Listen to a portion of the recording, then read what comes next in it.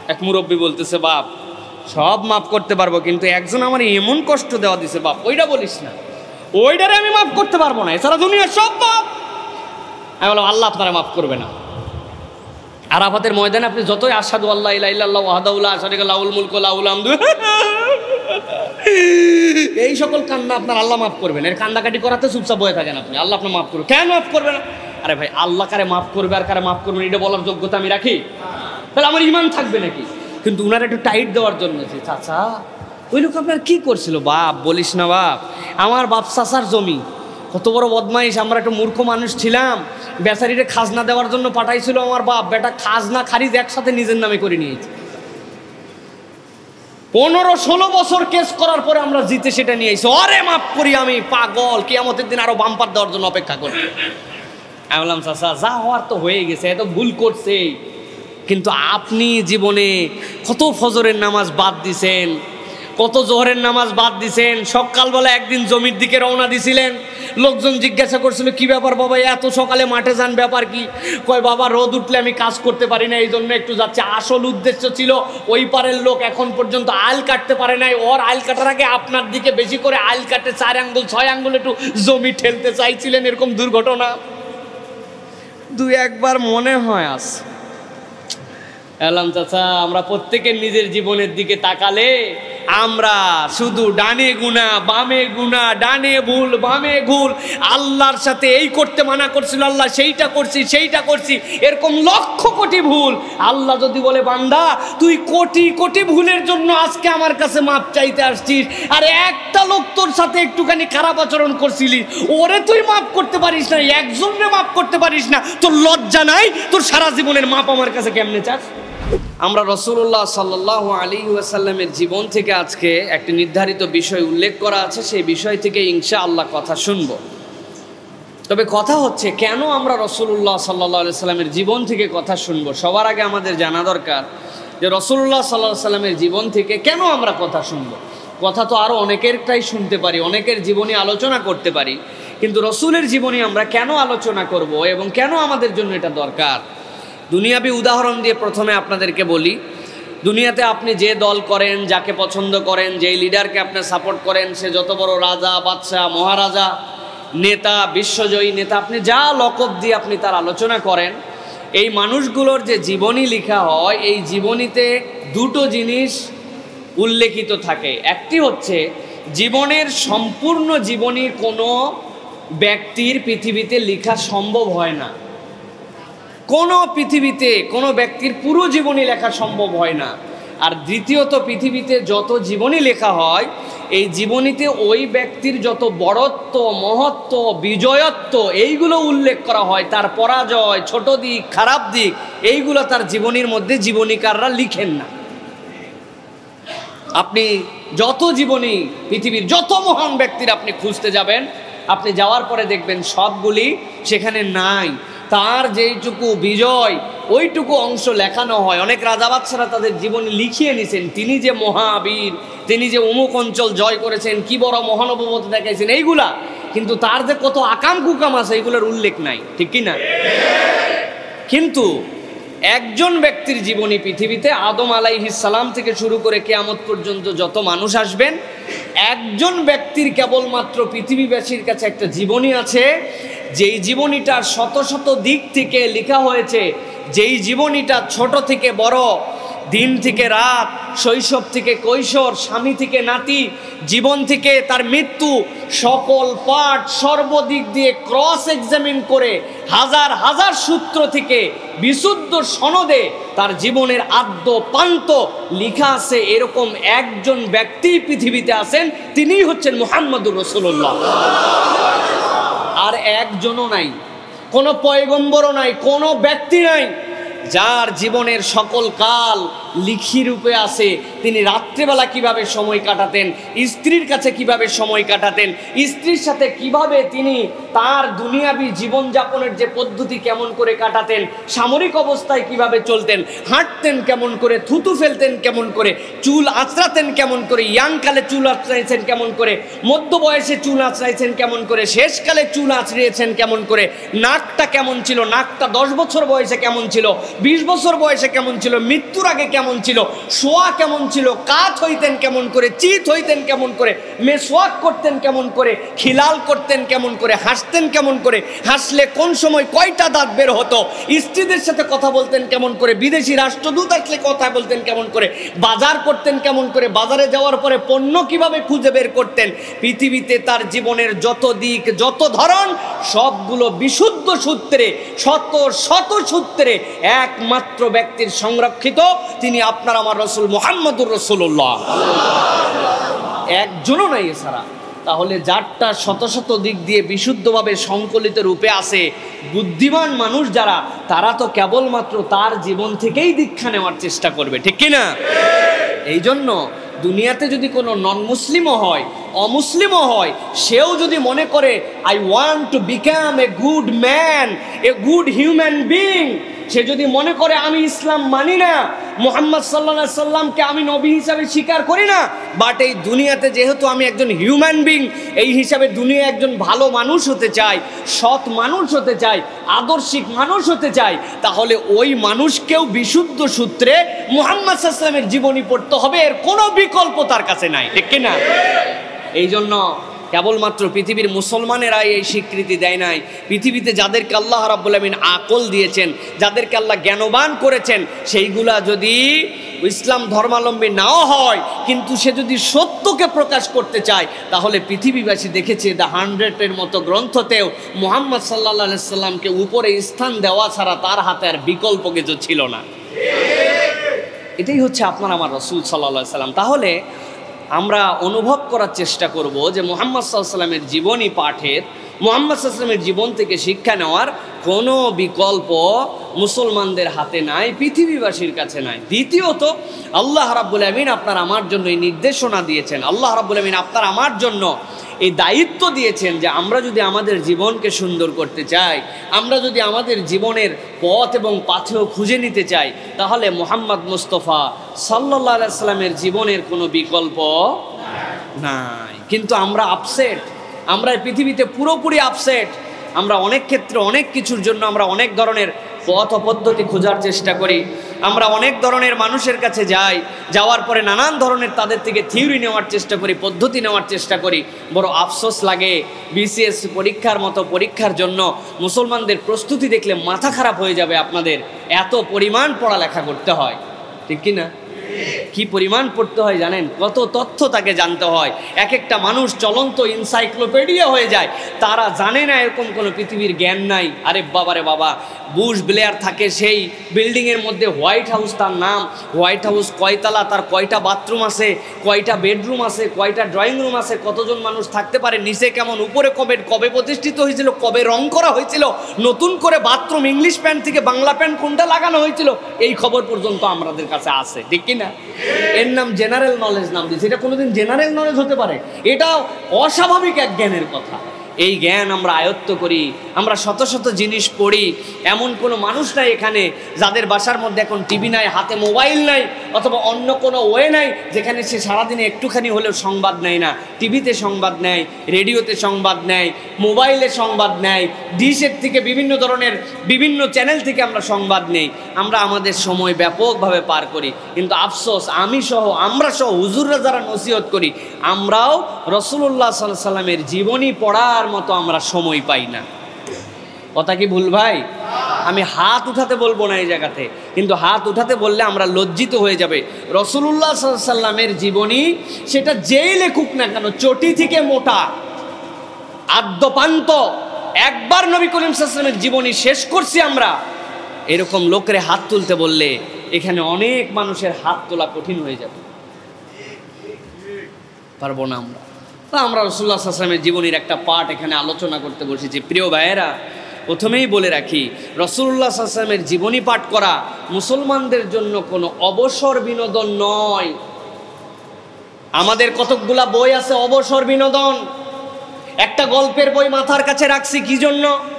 আমার ঘুম ধরে না, সময় কাটে না, আমি বেড়াতে যাচ্ছি সিলেট, শ্রীমঙ্গল, আমি বেড়াতে যাচ্ছি পৃথিবীর বিভিন্ন দেশ, ওই সময় ফ্যাশন করে একটা দুইটা বই রাখতে হয় যে চলার পথে বলার পথে ওয়েস্টের সময়টাকে আমি দু একটা নাটক উপন্যাস দু একটা মজার মজার বই মোটিভেশনাল বই আমি পড়ছি, ওইটুকু মনে করছি ওইটা আমার জন্য অবকাশ। মুসলমানকে জানতে হবে মুসলমানের জন্য রাসূলুল্লাহ সাল্লাল্লাহু আলাইহি ওয়াসাল্লামের সিরাত পড়া সিরাত পাঠ করা কোনো অবকাশ নয়, প্রত্যেক ইমানদারের উপরে জরুরি কর্তব্য এবং দায়িত্ব, ঠিক কিনা? পড়তে হবে আপনাকে, অবসর বের করে রাসূল সাল্লাল্লাহু আলাইহি ওয়াসাল্লামের জীবনী বের করতে হবে আপনাকে। দুনিয়ার সব কাজ থেকে ফারেগ হয়ে আপনি যদি আপনার জীবনে বিউটিফুল লাইফ চান, আপনার জীবনকে যদি আপনি দুশ্চিন্তা মুক্ত করতে চান, আপনার জীবনে যদি আনন্দ পেতে চান, আপনার কামাই রুজিতে যদি বরকত চান, আপনার হাজার কামাই রুজির পরে অতৃপ্তি, আপনার তৃপ্তি আসে না, জীবনে যদি তৃপ্তি ফেরাতে চান, আপনি যদি একজন পূর্ণাঙ্গ ব্যবসায়ী হতে চান, পূর্ণাঙ্গ বাবা হতে চান, যথোপযুক্ত মুসল্লি হতে চান, একজন ক্রিম ইমাম হতে চান, একজন আদর্শ মুসলমান হতে চান, আপনাকে রাসূল সাল্লাল্লাহু আলাইহি ওয়াসাল্লামের জীবনে অবসরে নয় বাধ্যতামূলক আপনাকে পড়তে হবে, ঠিক কিনা? 50, 60, 70 বছর মুরব্বী জীবন পার করে ফেলেছে, ইয়াংরা কত ধরনের বই পুস্তক পড়ে শেষ করে ফেলেছে, রাসূলুল্লাহ সাল্লাল্লাহু আলাইহি ওয়াসাল্লামের জীবনী আমরা পড়ি নাই। দুঃখ আমাদের জন্য প্রিয় ভাইয়েরা।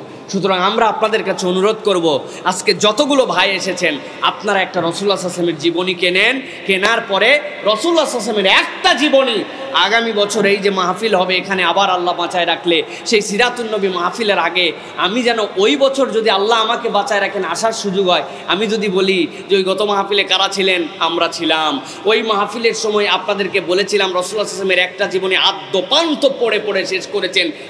নবী করিম সাল্লাল্লাহু আলাইহি ওয়াসাল্লাম জীবনী পড়ে যেখানে ভাল লাগছে একটা কলম রাখছিলেন, দড়ি দিয়ে বেঁধে কলমটা ওই বইয়ের সাথে আটকায় রাখছেন যাতে করে অন্য সময় কলম খুঁজতে না হয়, দাগ দিয়ে রাখছেন। নবীজির এই ঘটনাটা আমার আবেগ আপ্লুত করেছে, এই নামটা আমি জানতাম না, পুরা বই আঁকায় আঁকায়া এ মাথা ও মাথা পড়ছেন। জিজ্ঞাসা করব কারা কারা উপস্থিত ছিলেন, হাত উঠবে হয়তো 80%। এরপরে যখন বলবো নতুন করে গত বছর থেকে শপথ নিয়ে রাসূল সাল্লাল্লাহু আলাইহি ওয়াসাল্লামের পুরা জীবনী কারা পড়ছেন, ওই সময় যেন ওই সব ব্যক্তিগুলার হাত ওঠে। পারবেন তুলতে ইনশাআল্লাহ? দেখি কারা কারা পারবেন, একটু হাতটা তুলেন, হাতটা টান করে তোলেন, একটু তুলছেন? পারবেন ইনশাআল্লাহ? এই ক্যামেরার ভিডিও না, আল্লাহর ভিডিওতে থাকবে ইনশাআল্লাহ। একটা বই কিনতে হবে এবং এই বই পড়তে হবে। পারবেন ইনশাআল্লাহ? লিল্লাহে তাকবীর, লিল্লাহে তাকবীর। আল্লাহ কবুল করুন, আল্লাহুম্মা আমিন। প্রিয় ভাইয়েরা, আজকে আমাদের আলোচ্য বিষয় হচ্ছে রাসূলুল্লাহ সাল্লাল্লাহু আলাইহি ওয়াসাল্লামের বিবাহিত জীবন। এই রাসূলুল্লাহ সাল্লাল্লাহু আলাইহি ওয়াসাল্লামের বিবাহিত জীবন থেকে আমরা ইনশাআল্লাহ কিছু কথাবার্তা শোনার চেষ্টা করব ইনশাআল্লাহ। আজকে আপনাদের কাছে সূরা কলাম আমি তেলাওয়াত করেছি। সূরা কলমের প্রথম 5-6টা আয়াতে কারিমা তেলাওয়াত করেছি। এই আয়াতে কারিমার ধারাবাহিকতায় রাসূল সাল্লাল্লাহু আলাইহি ওয়াসাল্লামের জীবনের 10টা দিক, এই 10টা দিকের 5টা প্রায়োগিক দিক, 10টা আর 5টা এরকম সংক্ষিপ্তভাবে আপনাদের কাছে আমি কিছু কথা বলবো, যাতে করে কথাগুলি আপনাদের আত্মার মধ্যে থেকে যায় এবং আপনারা যেন ধারণ করতে পারেন। এই জন্য আমি ক্ষুদ্র আমার জ্ঞানে কিছু পড়ালেখা করে তারপরে আপনাদের কাছে বলতে এসেছি। রাসূলুল্লাহ সাল্লাল্লাহু আলাইহি ওয়াসাল্লামের জীবনী এমনি এমনি হয়তো বলে দেওয়া যায়, কিন্তু আমি চেষ্টা করেছি অথেন্টিকভাবে আপনাদের কাছে যেন মনে থাকে এইরকম কিছু বিষয় আপনাদের কাছে উপস্থাপন করার জন্য। প্রিয় ভাইয়েরা, আল্লাহ রাব্বুল আলামিন কুরআনুল কারীমের অনন্য একটি সূরা নাজিল করেছেন। সেই সূরার মধ্যে রাসূলুল্লাহ সাল্লাল্লাহু আলাইহি ওয়াসাল্লামের কতগুলা গুনাগুণ বর্ণনা করছেন। আল্লাহ রাব্বুল আলামিন বলছেন, নুন হুরুফুল মুকাত্তাআত, যার অর্থ কেউ দুনিয়ার জানে না, দুনিয়ার কোনো মানুষের জ্ঞানের মধ্যে দেওয়া হয় না। এর অর্থ কি? আল্লাহ রাব্বুল আলামিন কেন নুন দিয়ে শুরু করলেন? আল্লাহ রাব্বুল আলামিন যেখানে যেখানে হুরুফুল মুকাত্তাআতের ব্যবহার করেছেন, আল্লাহর একটা নির্ধারিত আল্লাহর একটা কারণ আছে। এর কারণটা হচ্ছে আরবের মানুষরা আরবে বড় পণ্ডিত ছিল, তাদের জ্ঞানে এত পর্যন্ত তারা উচ্চ লেভেলে পৌঁছেছিল। আরবের মানুষের ভাষা তৎকালীন সময়ের আরবি সাহিত্য তাদের অনন্যতায় নজিরহীন তাদেরকে করে তুলেছিল। কিন্তু আল্লাহ রাব্বুল আলামিন যখন কুরআনুল কারীমের মধ্যে বিভিন্ন সূরার শুরুতে দিতে শুরু করলেন আলিফ লাম মিম, আলিফ লাম রা, নুন হামিম আইন সাদ, আল্লাহ রাব্বুল আলামিন ওই মানুষগুলোর কাছে মূলত বুঝাতে চান তোমরা এত আরবিতে পণ্ডিত হয়েছ, এত জ্ঞান রাখো, তোমাদের কাছে একটু জিজ্ঞাসা করি, বলো তো এই নুনের মানে কি? তারা এক বাক্যে বলতো, আমরা যত ধরনের শব্দের ব্যবহার জানতাম, যত ধরনের লেখা এর আগে লিখেছিলাম, আমরা তো এইরকমভাবে কোনো কিছু কোড দিয়ে শুরু হতে পারে এই চিন্তা আমাদের মধ্যে ছিল না। অতএব আমরা স্বীকার করলাম এর অর্থ বলতে আমরা অক্ষম। আল্লাহ বলছেন, আমি চাই তো তোমরা কোরআন এরকম করেই ঢোকো যেখানে তোমাদের অক্ষমতা প্রকাশ পাবে। আল্লাহ বলছেন, যখন কোনো বান্দা কোরআনের কাছে অক্ষমতা স্বীকার করে, আল্লাহর শক্তির বাহিরে তার কোনো শক্তি নাই, অক্ষমতা স্বীকার করবে। আল্লাহ বলছেন, এরপরে রব্বুল আমিন বান্দাদেরকে বলছেন, তুই যদি সক্ষম হতে চাস এই কোরআনের মধ্যে একবার ঢুকে আয়। একবার যদি কোরআনের মধ্যে ঢুকে, আল্লাহ ওই প্রথম অক্ষর দিয়ে যেরকম অক্ষম করেছেন, বাকি কোরআনের হেদায়েত দিয়ে তাকে জান্নাতে যাওয়ার সক্ষম বানায়া দিবে। আল্লাহ রাব্বুল আমিন বলছেন নুন, এরপর আল্লাহ বলছেন ওয়াল কলামি ওয়া মা ইয়াসতুরুন।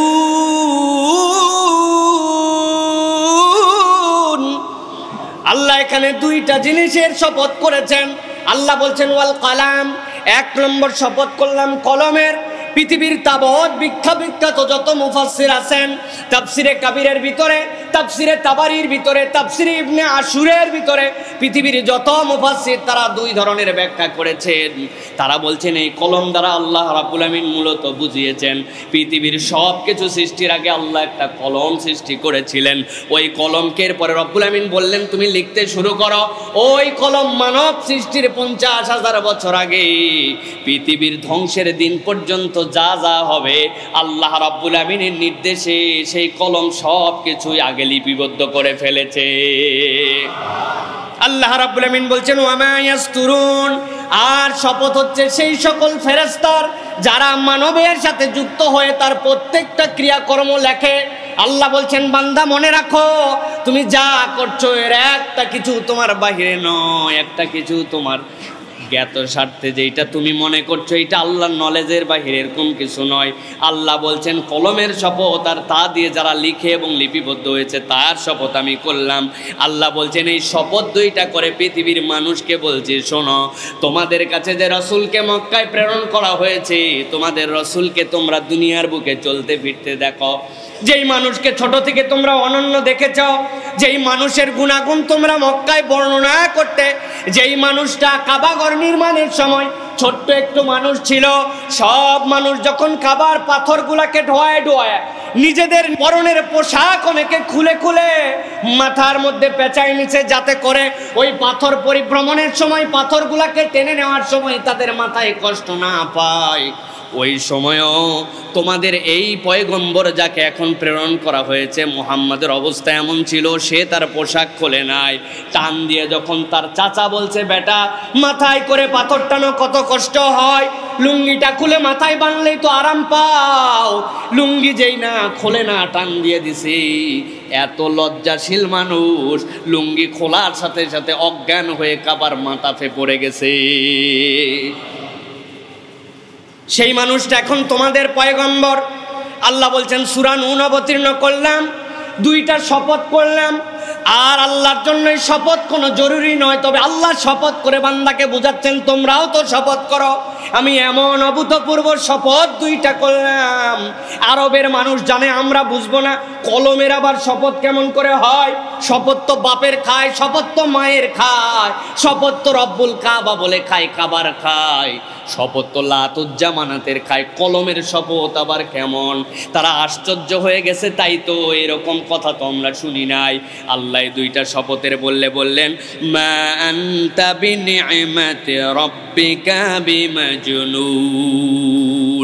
মক্কার লোকেরা আপনাকে পাগল পাগল বলে, নানানভাবে খেপায়, আপনি মনে মনে কষ্ট পান। আপনার রবের শপথ খাওয়ার দরকার নাই। তারপরে অভূতপূর্ব দুইটা শপথ আর একটা অক্ষর দিয়ে আপনাকে জানানো হলো আপনার রবের কৃপায়, আপনার রবের অনুগ্রহে, আপনার রব সাক্ষ্য দিচ্ছে আপনি কখনো পাগল নন। সুবহানাল্লাহ।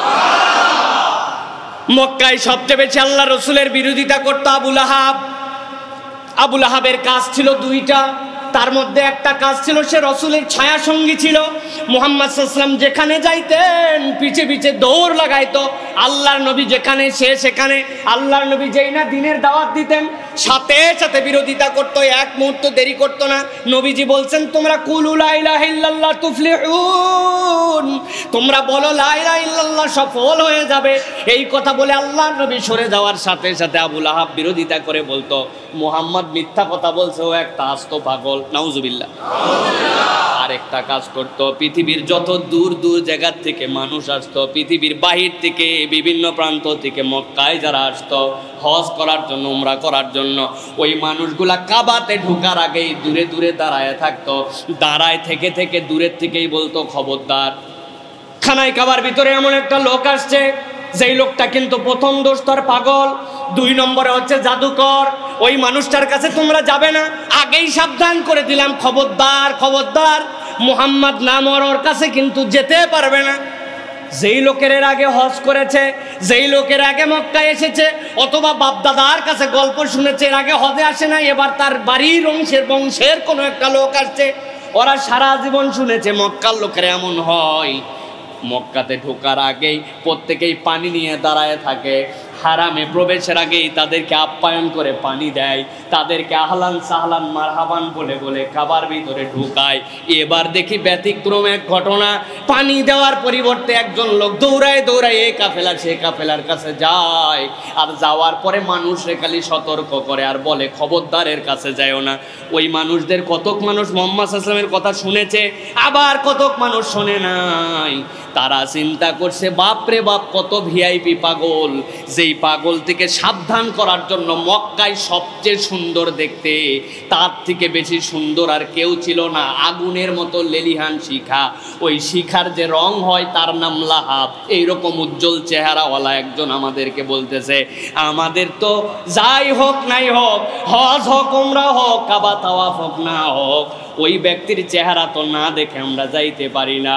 ইতিহাস সাক্ষ্য দিচ্ছে, যেই মানুষদেরকে সে সতর্ক করে করে দূরে সরায় রাখতো, ওই মানুষরা রসুলের সামনে এসে যখন একবার চেহারার দিকে তাকাইতো, তারা চিন্তা করত, এই মানুষ যদি পাগল হয় তাহলে দুনিয়ার সব মানুষের পাগল হওয়াই ভালো। এত চমৎকার তার কথা, এত চমৎকার তার আচরণ, এত সুন্দর তার চেহারা, পৃথিবীর কোনো একটা মানুষ যত ধরনের ইন্টেনশন নিয়ে আসুক, আমার নবীর দিকে তাকাইছে, সে সব কিছু ভুলে গেছে, আর কিচ্ছু করতে পারতো না। রসুলের এরকম সম্মোহনী একটা চেহারা ছিল।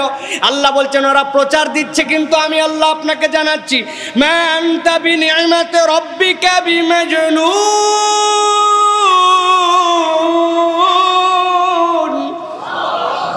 আমি আপনাকে জানাই দিলাম, আপনার রবের অনুগ্রহে, আপনার রবের দয়ায় আপনি কখনো পাগল নন, কখনো পাগল নন। আল্লাহ রাব্বুল আমিন বলছেন, ওয়া ইন্না লাকা লাআজরান গায়রা মামনুন। হে রাসূল, আমি আপনার পক্ষে সাক্ষ্য দেওয়ার পরেও মক্কায় তো কতকগুলা লোক আপনার বিপক্ষে থাকে, নানানভাবে কষ্ট দেয়, আল্লাহর নবীর মাথার প্রতি ভুঁড়ি চাপায় দেয়, আল্লাহর নবীকে মিথ্যাবাদী বলে, আল্লাহর নবীকে পাগল বলে, এমনকি রসুলের গায়ে হাত তোলার মতো কষ্ট দেয় এবং চেষ্টা করে। আল্লাহ বলছেন, আপনাকে আমি সাক্ষ্য দিলাম, আপনি পাগল তো ননই নন, উল্টা আপনাকে বলছি, ওয়া ইন্না লাকা লাআজরান গায়রা মামনুন। আমি আল্লাহ ঘোষণা দিলাম, আপনার জন্য আমি আল্লাহ নিরীহ বিচ্ছিন্ন, যেইটার কোনো শেষ নাই, যেইটার কোনো বিচ্ছিন্নতা নাই, অবিরাম ধারায় আপনার জন্য আমি রব্বুল আলামিন নিয়ামত আর নিয়ামত দিয়ে রেখেছি।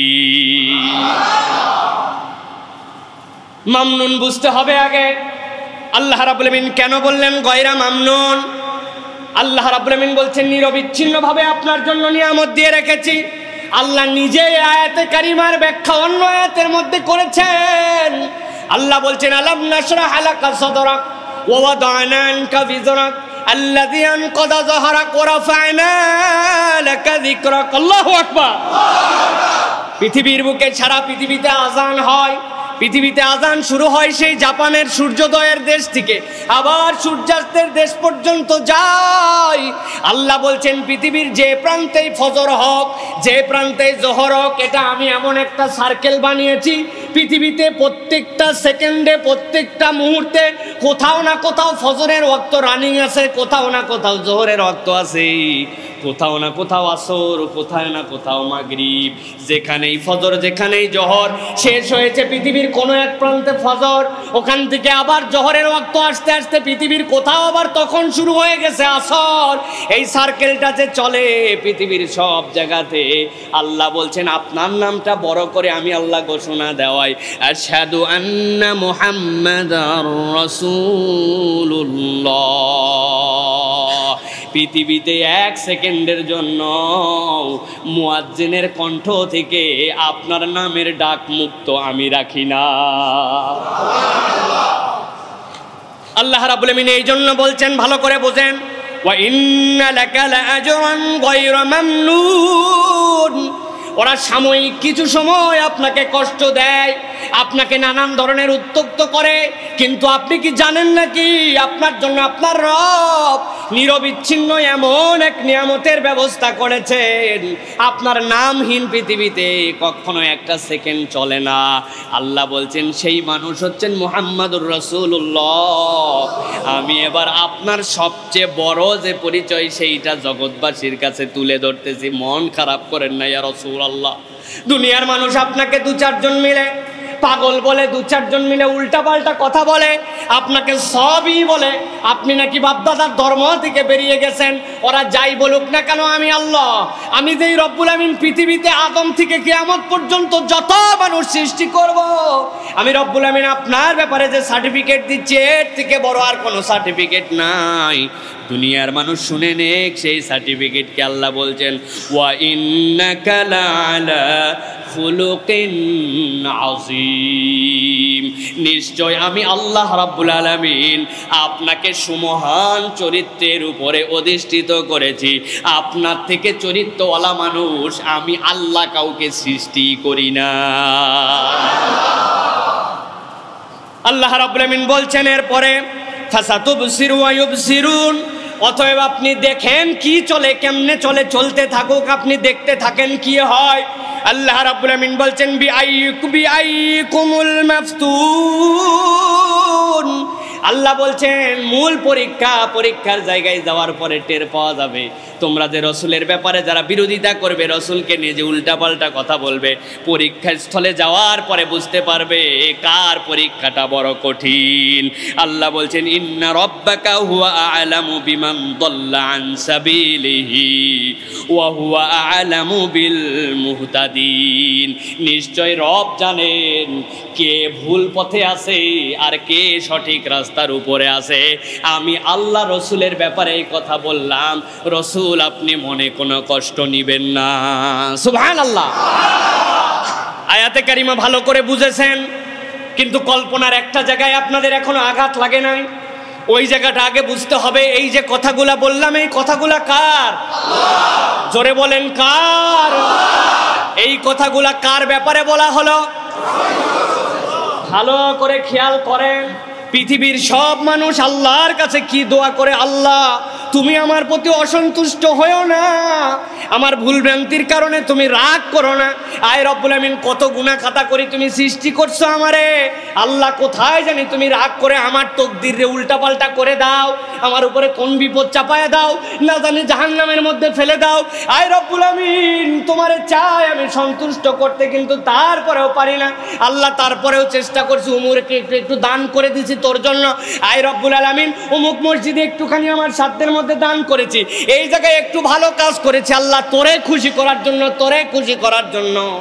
রাত দিন পৃথিবীর সব বান্দার একই নিবেদন ছিল, কেমনে তার রবকে খুশি করবে, কেমনে তার রবকে শুরু করবে।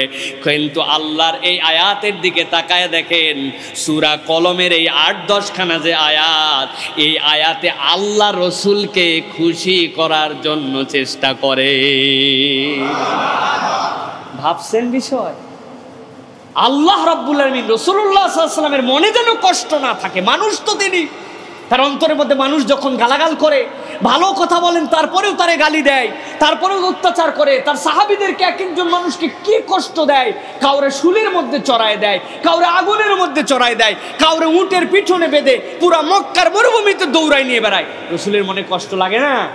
আল্লাহ রসুল সাল্লাল্লাহু আলাইহি ওয়াসাল্লামকে সান্ত্বনা দিচ্ছেন, রসুল আপনি অসন্তুষ্ট হয়েন না, আমি দুইটা শপথ করছি, আমি বলতেছি যে আমি জানি যা যা হচ্ছে সবগুলো আমার নলেজে আছে, আমি আপনাকে জানাচ্ছি, আপনাকে পাগল বলা কিন্তু পাগল না, আমি আপনাকে বলছি, আপনাকে নিরবিচ্ছিন্ন আমি নিয়ামত দিয়ে রাখবো, আপনি মন খারাপ করেন না। আমি আপনাকে বলছি ইয়া রাসূলুল্লাহ, আপনার থেকে উত্তম চরিত্রের কোনো মানুষই আমি সৃষ্টি করি নাই। হে রাসূল, ওরাও দেখতেছে আমিও দেখতেছি, মনে করেন না আপনার রব গাফেল, নিশ্চয়ই আমি জানি কারা হেদায়েতের উপরে আছে, কারা পথভ্রষ্টতার উপর আছে। রাসূল, তাও আপনি যেন মনে কষ্ট নিয়েন না। ভাবছেন আপনি কোন রাসূলের উম্মত? আপনি আল্লাহ রাব্বুল আলামিন রাসূলকে সন্তুষ্ট করার জন্য আয়াতে কারিমা দিচ্ছেন। সুবহানাল্লাহ। প্রিয় ভাইয়েরা, আজকে আমরা এই যে এতগুলো কথা বললাম, এগুলো একটু ভূমিকা দিলাম আপনাদের কাছে, যাতে করে কার আলোচনা শুনছি, কেন সেই লোকের আলোচনা শোনা লাগবে, একটু হৃদয়ের মধ্যে যেন একটু ভাব আসে। তিনি যেমন তেমন পয়গম্বরের উম্মত, আমরা নই। পৃথিবীর সকল পয়গম্বর যার জন্য আশা করছে, আহারে আমি যদি তার উম্মত হওয়ার মতো আল্লাহ রাব্বুল আমিন যোগ্যতা দিতেন, তারপরেও বাইচে যেতাম। মনে করতেছেন কোরআন হাদিসের নস এই বিষয় না থাকলেও বোঝা যায়। কেমন করে বোঝা যায়? কিয়ামতের দিনে যখন ইয়া নফসির রোল উঠবে, তখন তো আদম আলাইহিস সালাম থেকে ইব্রাহিম আলাইহিস সালাম পর্যন্ত পাবলিক দৌড়াবে। আদম আলাইহিস সালাম কি বলবেন?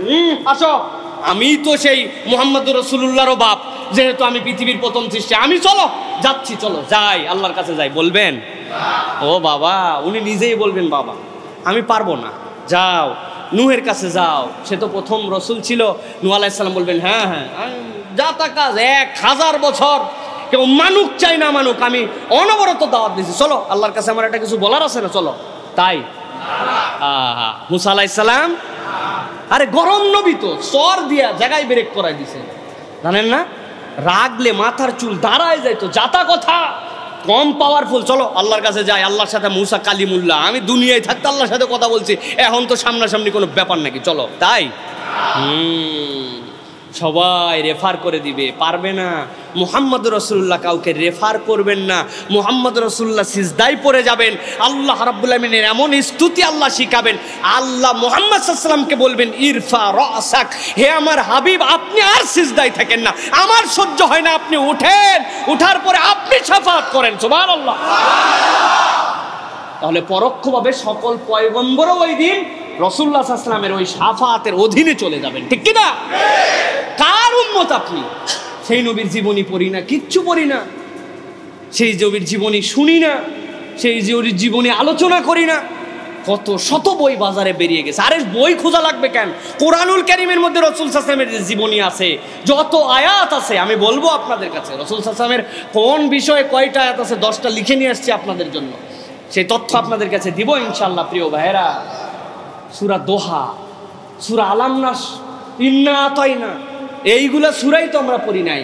ইমানদার যত সাহাবায়ে কেরাম থেকে কওল আসছে, সকল মানুষ, সকল মুমিনের অন্তরে আল্লাহ 2টা সূরাকে ঢুকায় দিয়েছে। কয়টা সূরা? 2টা সূরা মানুষের অন্তরের মধ্যে ঢুকে গেছে। এইটার জন্য কোনো ট্রেনিং মেনিং লাগে না। 7 দিন আগে মুসলমান হয়েছে, 7 দিন পরে যাবে, দেখবেন ওই ইন্না আতাইনা মুখস্থ, ঠিক কিনা? এইটার তার কোনো ট্রেনিং নাই। ইন্না আতাইনা কাল কাউসার ফাসালিল রাব্বিকুম নাসর, আমার 1-1.5 বছরের মেয়েরা পারে এটা, শুয়ে শুয়ে শুনে শুনে পুরো উচ্চারণ সঠিক হোক ভুল হোক যাই হোক, কিন্তু ইন্না আতাইনা কাল কাউসার ফাসালিল রাব্বিকা ওয়ানা ইন্না জানাকাল আফতার বলে না। আরেকটা সূরা হচ্ছে সূরাতুল ইখলাস, লাগে না, আল্লাহ রাব্বুল আলামিন মানুষের অন্তরের মধ্যে এটা ঢুকায় দিয়েছেন। সুবহানাল্লাহ। ইন্না আতাইনার মানে জানেন? ইন্না আতাইনা কাল কাউসার, এইটার যে ব্যাখ্যা, এইটার যে তাৎপর্য, প্রত্যেকটা বান্দাই সূরা পড়ে এটার তাফসীর পড়লে অন্তরের ভিতরে ইমানদার সবসময় একটা আনন্দ নিয়ে অন্তত ঘুরবে যে হাউজে কাউসার কারে বলে, ওই কাউসার ওয়ালাকে, তার উম্মত অন্তত আমি, ঠিক কি না? প্রিয় ভাইয়েরা, সেই মুহাম্মদুর রাসূলুল্লাহ সাল্লাল্লাহু আলাইহি সাল্লামের জীবনী পড়তে হবে। প্রিয় ভাইয়েরা, রাসূলুল্লাহ সাল্লাল্লাহু আলাইহি সাল্লামের জীবন থেকে আমরা রাসূল সাল্লাল্লাহু আলাইহি সাল্লামের 10টা গুণাগুণ আমরা আইডেন্টিফাই করতে পারি যে অনেক গুণ রাসূলুল্লাহ সাল্লাল্লাহু আলাইহি ওয়াসাল্লামের, কিন্তু খুলুকিন আযীম, মহান চরিত্র, যেই চরিত্রের সীমানা খুঁজে পাওয়া পৃথিবীর কোনো মানুষের দ্বারা সম্ভব নয়। যার সীমানা নাই সেটাই আযীম, যার সীমানা নাই সেটা কি? এই মসজিদ কত বড়? দৈর্ঘ্যে 25 ফিট, প্রস্থে 40 ফিট, তার মানে এটার একটা সীমা আছে, তাই না? এই ঢাকা, নিউ মার্কেট, চাঁদনী চক, এইগুলার পরিধি কত? আপনি যখন বলবেন এটা হচ্ছে এত বর্গক্ষেত্র। ঢাকা জেলার পরিধি কত? আপনি একটা বের করতে পারবেন। আমার দেশ কত? আমার দেশেরটা আপনি বলতে পারবেন। পৃথিবী কত? এটাও বলতে পারবেন। কিন্তু জেনে রাখেন, খুলুকিন আযীম, আল্লাহ এমন শব্দ ব্যবহার করেছেন, আমার রসুলের চরিত্র এতই মহান, পৃথিবীর মানুষ কিয়ামত পর্যন্ত সবাই মিলে যদি লেগে যায় এইটা কত গুণাগুণ খোঁজার জন্য, কোনো দিন রসুলের গুণ খুঁজে শেষ করতে পারবে না। কারণ কি? কারণ হচ্ছে পৃথিবীর প্রত্যেকটা মানুষের, প্রত্যেকটা অঞ্চলের কিয়ামত পর্যন্ত অনাগত জেনারেশনের বিভিন্ন ধরনের মানুষ হবে। আরবের মানুষ এক কালচারের, বাঙালি এক কালচারের, আফগানি এক কালচারের, পাকিস্তানি এক কালচারের, নাইজেরিয়ান এক কালচারের, এখন নাইজেরিয়ান এক কালচারের। 100 বছর পরে ভিন্ন ধাঁচের আবার নাইজেরিয়ান আসবে, ভিন্ন ধাঁচের বাঙালি আসবে। আসবে না ভাই? আমাদের বাপ দাদারে যদি, আমাদের দাদাকে যদি মনে করেন এখন যে বার্গার খাই আমরা, স্যান্ডউইচ, এই বার্গার যদি আমার দাদারে দেওয়া হতো, আমার দাদা বলতো নিশ্চয় এরা পাগলা হয়ে গেছে। ঠিক কিনা? কত বড় পাগল! পাউরুটির পেট কেটে এর মধ্যে গোস্ত ঢুকাইছে। আরে পাগল, পাউরুটি যদি গোস্ত খাওয়াই লাগে তো আলাদা আলাদা দে, পেটের মধ্যে ঢুকাইছিস কেন তোরা? বলবে না ভাই? কিন্তু আমাদের কাছে এখন একটি স্মার্ট আপ্যায়ন, আপনার জন্য একটা স্যান্ডউইচ নিয়ে আসবো, বার্গার নিয়ে আসবো, বলে না ভাই? মনে হয় স্মার্ট একটা আপ্যায়ন। তার মানে জেনারেশন চেঞ্জ হয়েছে। আল্লাহ না করুক আবার জেনারেশন এটা পরিবর্তনও হইতে পারে, তখন দেখা যাচ্ছে গোস্ত ফাঁক করে ভিতরে একটু পাউরুটি ঢুকাইছে। আচ্ছা, তখন আপনি যদি আরে পাগল ছাগল নাকি? এখন আমাদেরকে যদি বড় গোস্ত ফাঁকা করে অল্প একটু চিকন পাউরুটি দিছে, আরে ভাই মূল জিনিসটা একটু বেশি দিয়ে বাড়ায় দে, তুই কি দিলি? এটা বলবে না ভাই? প্রিয় ভাইরা, তো এই যে বিভিন্ন কালচার বিভিন্ন জেনারেশনে আসবে, এখন একরকম টাকা পয়সার লেনদেন আচার আচরণ চলতেছে, এরপরে এক ধরনের আসবে। আজ থেকে 20 বছর আগে কেউ যদি বিশ্বাস করতো যে ই-কমার্স নামে কোনো জিনিস আছে, আপনার মোবাইলে আপনি পছন্দ করে এখান থেকে অর্ডার দিয়ে দিলেন, আপনার একদম প্যান্টি থেকে শুরু করে আপনার বিমান পর্যন্ত সব কিছু এইটাতে কিনা যায়। ঠিক কিনা? এই যে কালচার চেঞ্জ, এটা কেন উদাহরণ দিচ্ছি? আল্লাহ রাব্বুল আলামিন বলছেন কিয়ামত পর্যন্ত আর কোনো পয়গম্বর আসবে না, কিন্তু ইন্নাকা লাআলা খুলুকিন আযীম, মানুষের যত ধরনের নৈতিকতাবান হতে হবে, সে যে যার জায়গা থেকে সবচেয়ে বেশি কালচার্ড হতে যাবে, যে যার জেনারেশনে সবচেয়ে আপডেটেড মানুষ হতে যাবে, সবচেয়ে মানবিক মানুষ হতে যাবে, কিয়ামত পর্যন্ত মুহাম্মদুর রাসূলুল্লাহ সাল্লাল্লাহু আলাইহি ওয়াসাল্লামের দাবি এক চুলও কমবে না। ঠিক কিনা? এক চুল কমবে না। রাসূল সাল্লাল্লাহু আলাইহি ওয়াসাল্লাম চির সজীব থাকবেন। সুবহানাল্লাহ। সেই রাসূল হচ্ছেন ইন্নাকা লাআলা খুলুকিন আযীম, সেই মহান রাসূল। এই খুলুকিন আযীমের অনেকগুলা গুণাগুণ, আমি 10টা গুণ আপনাদের মাথার মধ্যে একটু হাইলাইট করে দিয়ে দিব, ভালো করে খেয়াল করেন। 1 নম্বর, শিষ্টাচারী। শিষ্টাচার মানে কি? এটিকেটওয়ালা। তিনি জানেন কখন কি করতে হবে, তিনি শিষ্টাচার জানেন, 1 নম্বর গুণ। 2 নম্বরে ভদ্রতা। রাসূলুল্লাহ সাল্লাল্লাহু আলাইহি ওয়াসাল্লাম পৃথিবীর সর্বাধিক ভদ্র মানুষ এবং সব ভদ্রদের তিনি হচ্ছেন লিডার। 3 নম্বরে নম্রতা। রাসূল সাল্লাল্লাহু আলাইহি ওয়াসাল্লামের চরিত্রের খুলুকিন আযীমের 3য় গুণাগুণ ছিল নম্রতা তার মধ্যে। চতুর্থত দয়া দাক্ষিণ্য। মানুষ ততক্ষণ মানুষ হতে পারে না যতক্ষণ না তার মধ্যে দয়া এবং দাক্ষিণ্য এই গুণ তার মধ্যে না ঢোকে। 5ম বিশ্বস্ততা। রাসূলুল্লাহ সাল্লাল্লাহু আলাইহি ওয়াসাল্লামের থেকে বিশ্বস্ত মানুষ আল্লাহ সৃষ্টি করেন নাই, আসেনি, নাই, আসবেও না। রাসূল সাল্লাল্লাহু আলাইহি ওয়াসাল্লাম সবচেয়ে বিশ্বস্ত। 6 নম্বরে সততা। রাসূল সাল্লাল্লাহু আলাইহি ওয়াসাল্লামের থেকে বড় সৎ মানুষ আর ছিলেন না, আসবেনও না। রাসূল সাল্লাল্লাহু আলাইহি ওয়াসাল্লামের মধ্যে সততা ছিল। 7ম সহিষ্ণুতা।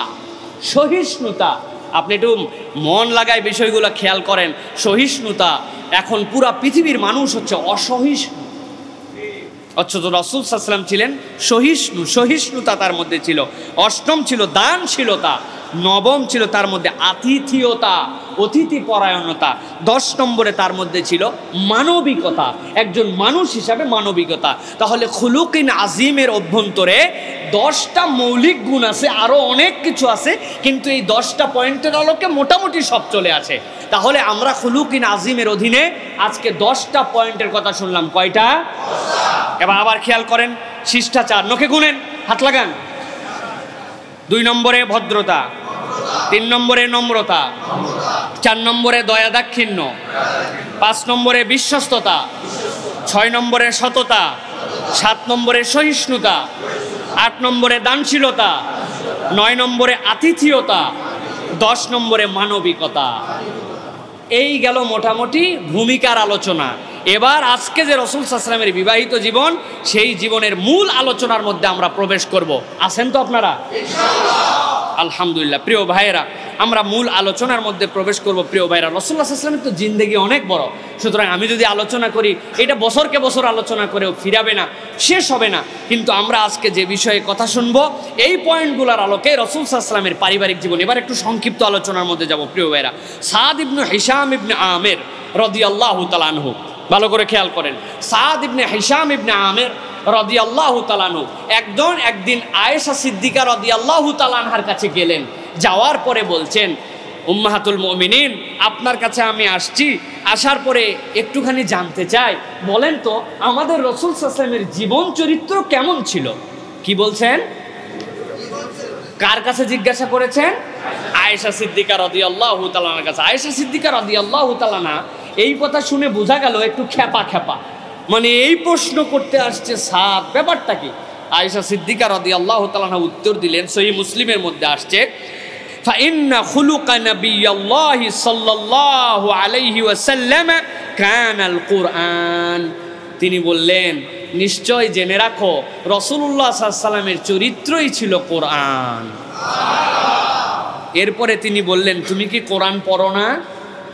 তারপরে তিনি আবার বলতে শুরু করলেন, যদি রাসূল সাল্লাল্লাহু আলাইহি ওয়াসাল্লামের চরিত্রের মৌলিক 10টা পয়েন্ট জানতে চাও, রাসূল সাল্লাল্লাহু আলাইহি ওয়াসাল্লামের চরিত্র যেহেতু কোরআন ছিল, তাহলে তুমি অবশ্যই সূরা মুমিনুনের 1 থেকে 10 নম্বর আয়াত পড়ো। সুবহানাল্লাহ।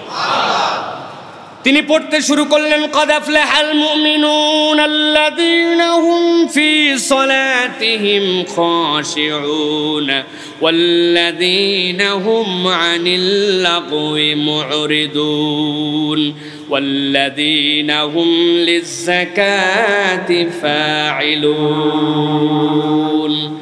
হযরত আয়েশা সিদ্দিকা রাদিয়াল্লাহু তাআলা আনহা এই যে আয়াতে কারিমা তেলাওয়াত করলেন এবং সাদকে বুঝাইলেন রাসূল সাল্লাল্লাহু আলাইহি ওয়াসাল্লামের চরিত্র হচ্ছে কোরআন, আর কোরআন থেকে যদি তুমি প্রাইমারিলি আমার হাবিবের গুণাগুণ জানতে চাও, তাহলে সূরা মুমিনুন পড়ো। আমি আমার ভাষায় বলি, প্রিয় মুসলমান, আরো অনেক আয়াত থাকার পরে এই আয়াতে কারিমা তেলাওয়াত করার কারণ কি? ভালো করে খেয়াল করেন, একটুখানি বোঝার চেষ্টা করেন। আল্লাহ রাব্বুল আমিন কোরআনে কারীম যখন আমাদেরকে দিয়ে দিলেন, আল্লাহ কোরআনে কারীম দেওয়ার পরে আমাদেরকে সূরা ফাতিহার একটা নিয়ামত দিয়েছেন। সূরা ফাতিহার মধ্যে আমরা আল্লাহর কাছে সব সময় প্রার্থনা করি, রব্বুল আলামিন ইহদিনাস সিরাতাল মুস্তাকিম, তুমি আমাদেরকে সরল সঠিক রাস্তা দেখাও। আল্লাহ বলছেন, ওই সরল সঠিক রাস্তা কোনটারে বান্দা জানিস নাকি? আল্লাহ বলছেন, আরেকটু খোলাসা করে চা, কি যাবি? সিরাতাল্লাযীনা আন'আমতা আলাইহিম। পৃথিবীর সব মুফাসসিররা ব্যাখ্যা করছেন, সিরাতাল্লাযীনা আন'আমতা আলাইহিম আই সিরাতাল আম্বিয়া ওয়াল মুরসালিন ওয়াশ শুহাদা ওয়াস সালিহিন। শহীদগণ, সালেহগণ, পয়গম্বরগণ যেই পরীক্ষিত রাস্তায় গেছেন, আল্লাহ আমাকে ওই রাস্তা দিয়া আপনি সরল সঠিক পথ দেখান। ওই সরল সঠিক পথটা কোথায় যে শেষ হবে? আল্লাহ বলছেন জান্নাতে। তবে বান্দারা জেনে রাখো, ওই রাস্তাটাই একদম যে কণ্টকাকীর্ণ নয়, একদম ফুল সুশোভিত নয়। ওই রাস্তাটা আল্লাহর কাছে চেয়েছো, এখন ওই রাস্তা তোমাকে জান্নাতে নিয়ে যাবে। তবে মনে রাখো, ওই রাস্তায় উঠার পরে তোমাকে যে জান্নাত পর্যন্ত যেতে হবে, এই যাওয়ার ক্ষেত্রে তোমার একটু সতর্ক থাকতে হবে। ওই রাস্তা মনে করছো সিধা, ঠিক আছে, কিন্তু এই রাস্তার কতকগুলা ডানের দিকে মোড় আছে, বামের দিকে মোড় আছে। আপনি চলতে শুরু করেছেন, সেই মনে করেন ঢাকা থেকে, গাবতলী থেকে আপনি রওনা দিবেন, উত্তরবঙ্গে যাবেন, আপনি রংপুরের উদ্দেশ্যে রওনা হবেন। রংপুরের উদ্দেশ্যে বাসে উঠছেন, উঠার পরে আপনি হঠাৎ করে ঘুমায় গেছেন। অনেক মানুষ আছে বাসে ওঠার পরে ঘুমিয়ে যায়, ঘুমানোর পরে আর কোনো তালগোল নাই, হঠাৎ করে এক সময় ঘুম ভেঙেছে। ঘুম ভাঙার পরে অবাক হয়ে গেছে, আমি কোথায় আছি রে এখন? বুঝতে তো পারি না, চিনতে তো পারি না। জানলা দিয়ে দেখছে বাহিরে, কি ব্যাপার, কিছুই দেখা যায় না, কিছুই দেখা যায় না। অনেকক্ষণ পরে খেয়াল করে দেখে রাস্তার পাশে একটা মাইল পোস্ট আছে। মাইল পোস্টের মধ্যে লেখা আছে রংপুর আর 282 কিলোমিটার। ওই বান্দা বুঝে ফেলছে আমি এখন সিরাজগঞ্জের রাস্তার মধ্যে আছি, আমার রাস্তা ঠিকই আছে, মাইল পোস্ট আমাকে জানাচ্ছে বগুড়া এখন 180 কিলোমিটার, 70 কিলোমিটার। আবার ঘুমায় গেছে, কিছুক্ষণ পরে ওঠার পরে দেখছে বগুড়া এখন দেখা যায় 100 কিলোমিটার। তার মানে তো আমি ওই যমুনা সেতু পার হয়ে চলে গেছি। এইটা হচ্ছে যাত্রীর দেখা। কিন্তু ড্রাইভার যখন চালায় সে কি ঘুমাইতে পারে নাকি? মাঝে মাঝে ঘুমাইলো, সমস্যা কি? 5 মিনিট ঘুমালে সমস্যা আছে? সাইড দিতে দিতে শেষ পর্যন্ত ব্রিজরেও সাইড দিবে, ঠিক কি না? কই সামনে মানুষ আসছিল সাইড দিছি, রিক্সা আসছে সাইড দিছি, এরপরে ব্রিজরে সাইড দিছি, দিয়ে নদীতে গেছে। প্রিয় ভাইরা, এই কথা এই জন্য বললাম, ওই ড্রাইভার জেগে আছে কিন্তু তারপরেও সড়ক ও জনপথ অধিদপ্তর তার জন্য ব্যবস্থা করছে। কি করছে? কিছু দূর যাওয়ার পরে দেখে তীর চিহ্ন এরকম বাঁকা করা আছে। তার মানে বোঝা যায় সামনে থেকে 100 গজ দূরে যাওয়ার পরে রাস্তাটা বাম দিকে মোড় নিবে। কিছু দূর যাওয়ার পরে দেখে এইরকম করে হলুদ চিহ্ন দেওয়া আছে এরোর মধ্যে। তার মানে সামনে একটা স্পিড ব্রেকার আছে। বেটা, তুমি যতই গতি চালাও কিন্তু এই জায়গায় যদি একটু স্লো না দাও তাইলে তোমার গাড়ি অ্যাক্সিডেন্ট করে খাদের মধ্যে চলে যাইতে পারে। কতক জায়গায় এরকম চিকন করে চিহ্ন দেওয়া আছে। রাস্তা মোটা কিন্তু সামনে একটা সরু ব্রিজ আছে। ওই রেফারেন্সে যদি সোজা সোজা চালায় যাও, ব্রিজের রেলিংয়ের সাথে বান্দা বাড়ি খেয়ে যাবে। রাস্তা ওই জায়গায় চিকন, সাবধানে চলো।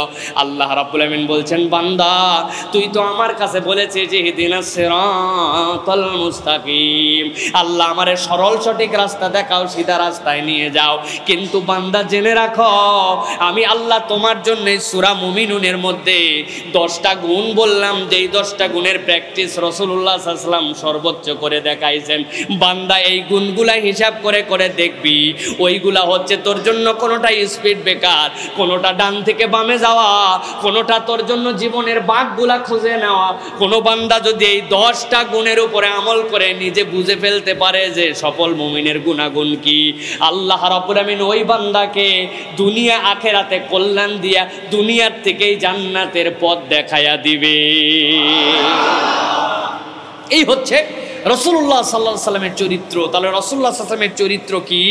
রাসূলুল্লাহ সাল্লাল্লাহু আলাইহি ওয়াসাল্লামের চরিত্রই হচ্ছে আপনার আমার জন্য যে এই কোরআন। সুতরাং কোরআন যদি আমরা স্টাডি করি, কোরআন যদি আমরা পড়তে শুরু করি, তাহলে রাসূলুল্লাহ সাল্লাল্লাহু আলাইহি ওয়াসাল্লামের চরিত্র আমরা পেয়ে যাব এবং রাসূল সাল্লাল্লাহু আলাইহি ওয়াসাল্লামের চরিত্রের আচরণগুলো আমাদের জীবনে আমরা খুঁজে পাবো ইনশাআল্লাহ। প্রিয় ভাইরা, পরিবারের কাছে বা বিবাহিত জীবনে রাসূল সাল্লাল্লাহু আলাইহি ওয়াসাল্লাম কিরকম ভাবে গুরুত্ব দিয়েছেন, যেহেতু আমরা আজকে রাসূল সাল্লাল্লাহু আলাইহি ওয়াসাল্লামের বিবাহিত জীবন নিয়ে কথা বলবো, বিবাহিত জীবনকে রাসূলুল্লাহ সাল্লাল্লাহু আলাইহি ওয়াসাল্লাম কিরকম গুরুত্ব দিয়েছেন। প্রিয় ভাইয়েরা, ভালো করে মনে রাখবেন, আমরা সবসময় আমরা আমাদের চারিত্রিক পূর্ণতা চাই, কিন্তু রাসূলুল্লাহ সাল্লাল্লাহু আলাইহি ওয়াসাল্লাম চারিত্রিক পূর্ণতার একটা বর্ণনা দিয়েছেন।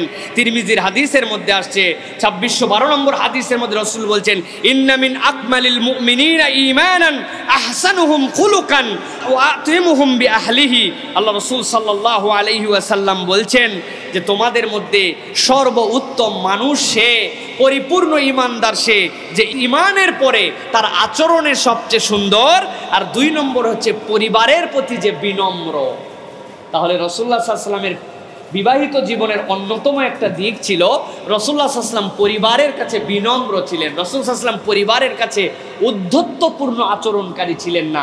আজকে আমরা আমাদের জীবন যদি বিশ্লেষণ করে দেখি, তাহলে আমাদের প্রত্যেকটা স্বামী, আমরা চিন্তা করছি স্বামীরা হবে বাঘ, ঠিক না ভাই? যেহেতু আমরা বাঘ হতে চাইছিলাম, আমরা তো বাঘ হতে পারি নাই, কিন্তু পরিবর্তিতে ঘরে ঘরে ডাইনি হয়ে গেছে, হয় নাই? প্রিয় ভাইরা, এই জন্য রাসূলুল্লাহ সাল্লাল্লাহু আলাইহি ওয়াসাল্লাম শিখিয়েছেন আমাদেরকে যে তোমাদের জন্য আল্লাহ রাব্বুল আমিনের নির্দেশনা হচ্ছে যে কেউ যদি পূর্ণাঙ্গ মুমিন হতে চায়, তাহলে সে যেন দুনিয়ার বুকে উত্তম আচরণকারী হয়, চরিত্রটা যেন সুন্দর বানায়, আর 2 নম্বর পরিবারের কাছে যেন সে বিনম্র হয়। বিবাহিত জীবনে রাসূলুল্লাহ সাল্লাল্লাহু আলাইহি ওয়াসাল্লামের মৌলিক 4টা গুণাগুণ ছিল। মৌলিক আমরা প্রথমে বলেছি খুলুকিন আজিমের মধ্যে 10টা গুণ। এখন বিবাহিত জীবনকে, দাম্পত্য জীবনকে রাসূল সাল্লাল্লাহু আলাইহি ওয়াসাল্লাম যে 4টা গুণ দিয়ে অলংকৃত করে রেখেছিলেন, আমরা এই কয়টা কথা শুনে ইনশাআল্লাহ বিদায় নিব প্রিয় ভাইরা।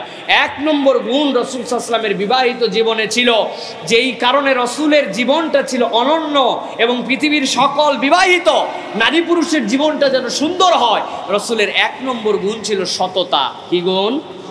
জোরে বলেন, কি গুণ? একটু হিসাব করলে দেখা যাবে মানুষের জীবনের সেরা গুণের নামই হচ্ছে সততা। একজন মানুষ হওয়ার জন্য সেরা গুণের নাম হচ্ছে সততা। প্রিয় ভাইয়েরা, আল্লাহ রাব্বুল আলামিন কুরআনুল কারীমের মধ্যে বলেছেন, ইয়া আইয়ুহাল্লাযীনা আমানুত্তাকুল্লাহা ওয়া কুনু মা'আস সাদিকিন। সূরা তাওবার 119 নম্বর আয়াতের মধ্যে আল্লাহ বলছেন, হে ঈমানদারেরা, তোমরা আল্লাহ রাব্বুল আলামিনকে ভয় করো আর সৎ মানুষদের সাথে তোমাদের সম্পর্ক স্থাপন করো। ওয়া কুনু মা'আস সাদিকিন, তোমরা বেছে বেছে সৎ মানুষের সংস্রব গ্রহণ করো। আজকে পুরা পৃথিবী আমাদের এমন হয়ে গেছে যে সৎ মানুষের সংস্রব গ্রহণ করব কেমন করে? এখন তো এই যে লোম বাঁচতে বাঁচতে তো কম্বল উজার, ঠিক কিনা প্রিয় ভাইরা? লোম বাঁচতে বাঁচতে আর কম্বল আছে আমাদের কম্বলের আর কোনো অবস্থাই নাই প্রিয় ভাইরা। এই জন্য আমাদেরকে আল্লাহ রাব্বুল আলামিনের রাসূলের নির্দেশনায় আমাদের জন্য সবসময় খেয়াল রাখতে হবে, নিজে সৎ মানুষ হতে হবে, সৎ মানুষের সাথে আমাদেরকে সম্পর্ক রাখতে হবে। রাসূল পারিবারিক জীবনে সবসময় সবচেয়ে বেশি যেটা প্রায়োরিটি দিয়েছেন ফ্যামিলি মেম্বারদের সাথে, স্ত্রীদের সাথে। কখনো রাসূলুল্লাহ সাল্লাল্লাহু আলাইহি ওয়াসাল্লাম অসৎ ছিলেন? আমরা সৎ হতে পারি না। আমাদের অনেক অ্যান্ড্রয়েড ফোন ব্যবহারকারী আছে যারা বাড়িতে ঢোকার আগে ফেসবুকের অ্যাপসটা ফেলে দিয়ে যায়, আনইনস্টল করে। আবার বাড়ির জন্য একটা ফোন সারাদিন দোকানে ব্যবহার করে ডয়ারের মধ্যে ঢুকায় বাড়িতে উনি বুঝাচ্ছে উনি একটা বাটনওয়ালা মোবাইল ব্যবহার করে। আছে না ভাই এরকম? আপনারা না বললেও জানি আমি, এরকম লোক চিনে বুঝে বলতেছে, আমি আপনাদের কাছে বানায় বলতেছি না প্রিয় ভাইয়েরা। একজন নাকি জিজ্ঞাসা করছে, বলো তো স্বামী স্ত্রীর কাছে সবচেয়ে সৎ বা প্রেমিক প্রেমিকার কাছে সবচেয়ে সৎ কে? বলে যে তার ফেসবুকের পাসওয়ার্ড নিজের প্রেমিক বা প্রেমিকাকে জানাই দিতে পারে। তবে মনে রাখতে হবে যে প্রেমিক প্রেমিকা বা তার আপনজনের কাছে এইরকম লোকের কাছে নিজের ফেসবুকের পাসওয়ার্ড জানায় দেয়, ওই লোকের আরেকটা গোপন ফেসবুক আইডি আছে। বুঝছেন কিছু? কত সৎ তাহলে প্রিয় ভাইরা। আমাদের সম্পর্কগুলো এরকম হয়ে যাচ্ছে প্রিয় ভাইরা, অথচ স্বামী স্ত্রীর মধ্যে সততা থাকবে প্রিয় ভাইরা। আল্লাহ রাসূল সাল্লাল্লাহু আলাইহি ওয়াসাল্লাম বলছেন, তোমরা কি জান্নাতের ট্র্যাকে থাকতে চাও?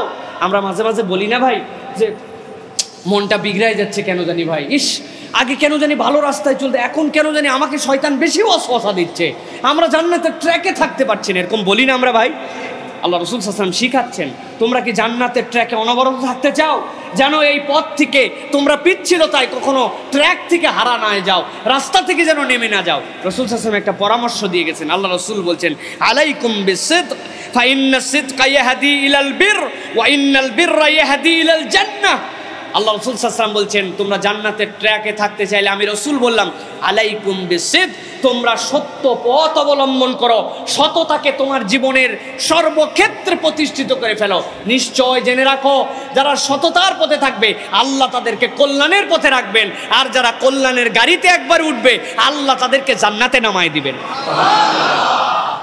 সুতরাং সততা যদি আপনার মধ্যে আসে, আল্লাহ অটোমেটিক বলবেন আমার বান্দা সততার চেষ্টা করছে, আমি ওরে কল্যাণের দিকে রাখবো। দুনিয়ার সব লোক ওরে অকল্যাণের দিকে নিয়ে যেতে যাবে, রিজিকের ভয় দেখাবে, নানান ধরনের গাফলতি দেখাবে, মিথ্যার প্রবঞ্চনা দেখাবে, অমুক দোকানের বিক্রি বেড়ে গেছে, তুমুকের লাখ লাখ টাকা হয়ে গেল, আমি সততার উপরে থেকে আমার কিছু হলো না, এরকম নানান কিছু বলার পরে ও যদি মুতমাইন থাকে যে আমি সৎ থাকবো, আল্লাহ রাসূল সাল্লাল্লাহু আলাইহি ওয়াসাল্লাম বলছেন ফা ইন্নাস সিদকা ইয়াহদি ইলাল বির, আমি রাসূল বললাম আল্লাহ ওই সততার কারণে তাকে কল্যাণের দিকেই নেবেন। তুমি বান্দা পথ দেখতে পাও না, তুমি রিজিকের পথ দেখতে পাও না, কিন্তু আমি আল্লাহ দেখতে পাই। যে ব্যক্তি ভয় করবে আল্লাহকে, আল্লাহ তার রিজিকের জন্য অজস্র ধারায় রাস্তা বের করে দিবেন। আর যে কল্যাণের উপরে থাকবে, আল্লাহ রাসূল সাল্লাল্লাহু আলাইহি ওয়াসাল্লাম বলছেন ওয়াইনাল বিররা ইয়াহদি ইলাল জান্নাহ, ওই বান্দাকে এইটাই জান্নাতে নিয়ে যাবে। তার মানে সততা জান্নাতে নিয়ে যায়। প্রিয় ভাইয়েরা, রাসূল সাল্লাল্লাহু আলাইহি ওয়াসাল্লাম পরিবারের কাছে সৎ ছিলেন প্রিয় ভাইয়েরা। এরপরে পরিবারের কাছে রাসূল সাল্লাল্লাহু আলাইহি ওয়াসাল্লামের দ্বিতীয় অনন্যতা ছিল, রাসূল সাল্লাল্লাহু আলাইহি ওয়াসাল্লাম পরিবারের কাছে দয়াদ্র ছিলেন। অলওভারই রাসূলুল্লাহ সাল্লাল্লাহু আলাইহি ওয়াসাল্লাম বড় দয়াদ্র মানুষ ছিলেন, পরিবারের কাছে আরও বেশি দয়াদ্র মানুষ ছিলেন। আপনার আমার রসুল তো দয়া এবং দয়ার আল্লাহ রাব্বুল আলামিন আকর করেই দুনিয়াতে পাঠাইছেন। আল্লাহ রাব্বুল আলামিন কোরআনুল কারীমের মধ্যে কি বলেছেন?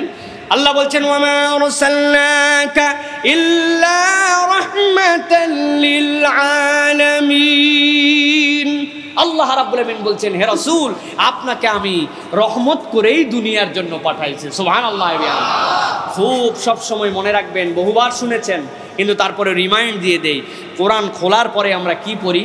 আলহামদুলিল্লাহি, যিনি আল্লাহ, তিনি সমগ্র আলমের জন্য রব, নিজের পরিচয় দিয়েছেন। মনে রাখবেন, যেই আলমের পরিধি আপনার আমার জ্ঞানের মধ্যে নাই, এত দূর আলম, ওই আলমের রব যেই আল্লাহ, ওই পুরো আলমের জন্য রহমত হচ্ছেন মুহাম্মাদুর রাসূলুল্লাহ সাল্লাল্লাহু আলাইহি ওয়াসাল্লাম।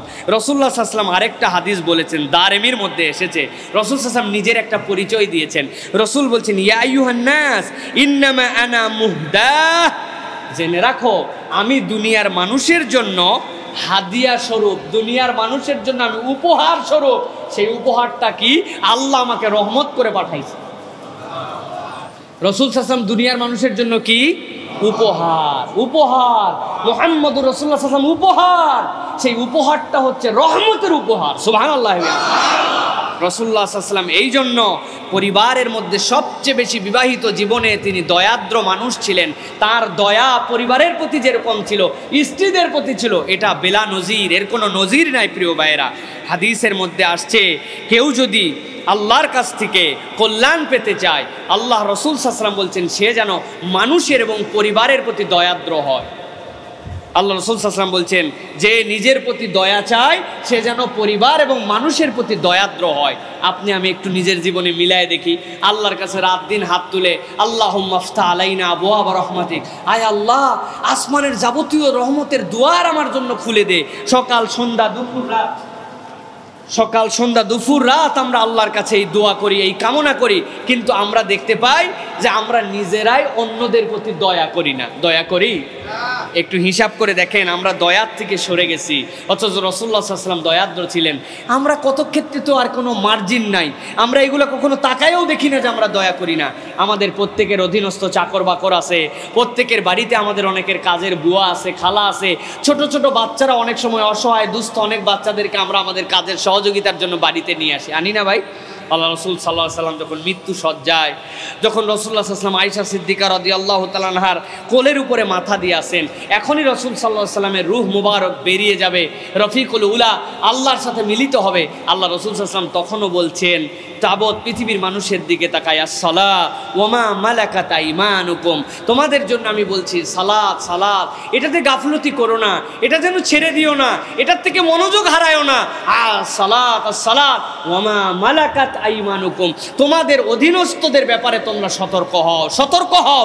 নবীজি মারা যাওয়ার সময় আল্লাহর কাছে চলে যাওয়ার আগ মুহূর্তেও এই কথা বলতে বলতে গেছেন। বাড়িতে কাজের মেয়ে আছে, আহা আপনার বাচ্চা দুধের স্বর খেতে তার মন চায়, আপনি তারে দুধের স্বর খাওয়ান। আপনার যা যা ভালো ভালো, যেটা ঘি দিয়ে মাখা ভাত তার খেতে মন চায়, গরম ভাতে একটু ঘি খেতে মন চায়, ছোট ছোট স্প্রাইট, পেপসি, কোক তার খেতে মন চায়, ভালো জুস চমৎকার গ্লাসে ঢেলে আপনার বাচ্চার খেতে মন চায়। যেই খেতে মন চায় আপনি ওরা বলেন, এক গ্লাস জুস দিস তো, বাচ্চাটার একটু দুধ দিস তো, দুধটা একটু গরম করে দিস তো। কিন্তু অনেকে আমাদের এরকম আছে, একবার ভেবে দেখি না, হারে এই বাচ্চাটারও তো খেতে মন চায়, আমার বাচ্চা মুরগির রান খায়, কলিজা খায়, আমার বাচ্চা মগজ খায়, কিন্তু ওই বাচ্চাটাও তো আমার বাড়িতে থাকে, ওই মানুষটাও তো আমার বাড়িতে সার্ভিস দেয়, তার কি খেতে মন চায় না? এইটা হচ্ছে রাসূলুল্লাহ সাল্লাল্লাহু আলাইহি ওয়াসাল্লামের গুণ, ওয়া মা মালাকাত আইমানুকুম। অনেকে হাজার হাজার মানুষ আছেন আলহামদুলিল্লাহ এরকম, কিন্তু অনেক মানুষ আছে লাহুম কুলুবুল লা ইয়াফকাহুনা বিহা, ওই মহিলার যেন আত্মাটা মরে গেছে। এই আত্মা মরা কেবল আমাদের সময় থেকে না, এই আত্মা মরা রাসূলুল্লাহ সাল্লাল্লাহু আলাইহি ওয়াসাল্লামের সময় থেকেই ছিল। তাহাজ্জুদ গুজার আল্লাহর বান্দি একটা বিড়াল বেঁধে রেখে দিয়েছিল, বিড়ালটাকে ছেড়েও দেয় নাই যে ইচ্ছা মতো খেতে পারে, আবার বিড়ালটাকে খাবারও দেয় নাই, তার বাড়িতে আল্লাহ রাসূল সাল্লাল্লাহু আলাইহি ওয়াসাল্লাম বলছেন তাহাজ্জুদ গুজার ফরজ কি বাদ দেয় তাইলে নাকি? ফরজ বাদ দিয়ে তাহাজ্জুদ পড়ে নাকি? কত আমল তাহলে! সেই মানুষটা একটা প্রাণীকে এরকম কষ্ট দেওয়ার কারণে আল্লাহ রাব্বুল আমিন তাকে জাহান্নামে দিয়ে আগে সাইজ করে নেবে। নাউজুবিল্লাহ বলেন। তার মানে ওই সময় এরকম ছিল। আমাদের ফ্যামিলিতে অনেক আছে এরকম, নিজে দিন প্র্যাকটিস করে, হুজুরদেরকে হুজুর হুজুর করে, মসজিদ মাদ্রাসার দান খয়রাত করতে পাঠায়, কিন্তু নিজের ড্রাইভার, নিজের কর্মচারী, নিজের বাসার কাজের বুয়া, নিজের অধীনস্থ, নিজের দোকানের কর্মচারী, এইগুলাকে গোলামের থেকে খারাপ ভাবে। এরকম অনেক মালিক আমাদের মধ্যে আছেন, আছে না? আছে। খোঁজখবর নিয়ে দেখেন, চিন্তা করে টাকা তো দেই। আরে ভাই, রাসূলুল্লাহ সাল্লাল্লাহু আলাইহি সাল্লামও নিজে একজন কর্মচারী ছিলেন, আবার নিজে একজন মালিক ছিলেন।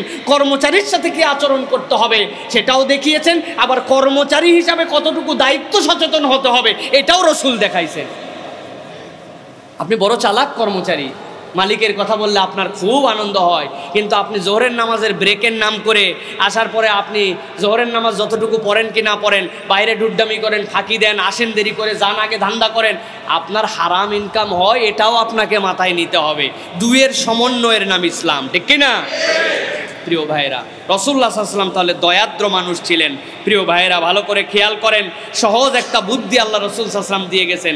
আপনার উপর কি আপনি দয়া পেতে চান যে আল্লাহ আমার প্রতি দয়া করেন, আমার বিপদ আপদ দূর করে দেন, আমার যা কামাই রুজি হয় এর মধ্যে আল্লাহ বরকত দিয়ে দেন, আমার পরিবার পরিজনে বরকত দিয়ে দেন, আমার সন্তানরা যেন আমার কথা শোনে, আমার সন্তান আমার পরিবার মিলে যেন একটা আনন্দদায়ক পরিবেশ হয়, আল্লাহ যেন আমার পর পরীক্ষা না নেন, কঠিন পরীক্ষা এমন না নেন যেটাতে ফেল করে যাব, এরকম কি আপনি চান? চান? রাসূলুল্লাহ সাল্লাল্লাহু আলাইহি ওয়াসাল্লাম শিখাচ্ছেন, ওয়া ইন্নামা ইয়ারহামুল্লাহু মিন ইবাদিহির রুহামা। আল্লাহ বলছেন নিশ্চয় আল্লাহ ওই বান্দাদের প্রতি দয়া করেন যারা তার বান্দাদের প্রতি বান্দা হিসেবে দয়া করে। বুঝতে পারছেন কিছু? ভালো করে বুঝে নেন। আল্লাহ রাসূল সাল্লাল্লাহু আলাইহি ওয়াসাল্লাম বলছেন আল্লাহ ওই বান্দাদের প্রতি দয়া করে যে বান্দা হিসাবে অপর বান্দার প্রতি দয়া করে। সুবহানাল্লাহ। মক্কা শরীফে গেছি, যাওয়ার পরে বললাম আরাফাতের ময়দানে আসি আমরা, আপনারা দোয়া করেন বেশি বেশি, আল্লাহ যেন সবাইকে মাফ করে দেয়, আপনারাও সবাইকে মাফ করে দেন। এক মুরব্বী বলতেছে, বাপ সব মাফ করতে পারবো, কিন্তু একজন আমার এমন কষ্ট দেওয়া দিছে বাপ, ওইটা বলিস না, ওইটারে আমি মাফ করতে পারবো না, এছাড়া দুনিয়ার সব মাফ। আমি বললাম আল্লাহ আপনারা মাফ করবে না।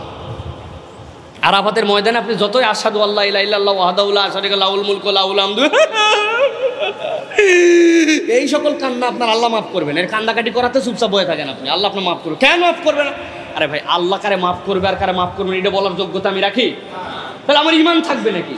কিন্তু উনার একটু টাইট দেওয়ার জন্য, চাচা ওই লোক আপনার কি করছিল? বাপ বলিস না বাপ, আমার বাপ চাচার জমি, কত বড় বদমাইশ, আমরা একটু মূর্খ মানুষ ছিলাম, বেচারিরে খাজনা দেওয়ার জন্য পাঠাইছিল আমার বাপ, বেটা খাজনা খারিজ একসাথে নিজের নামে করে নিয়েছে।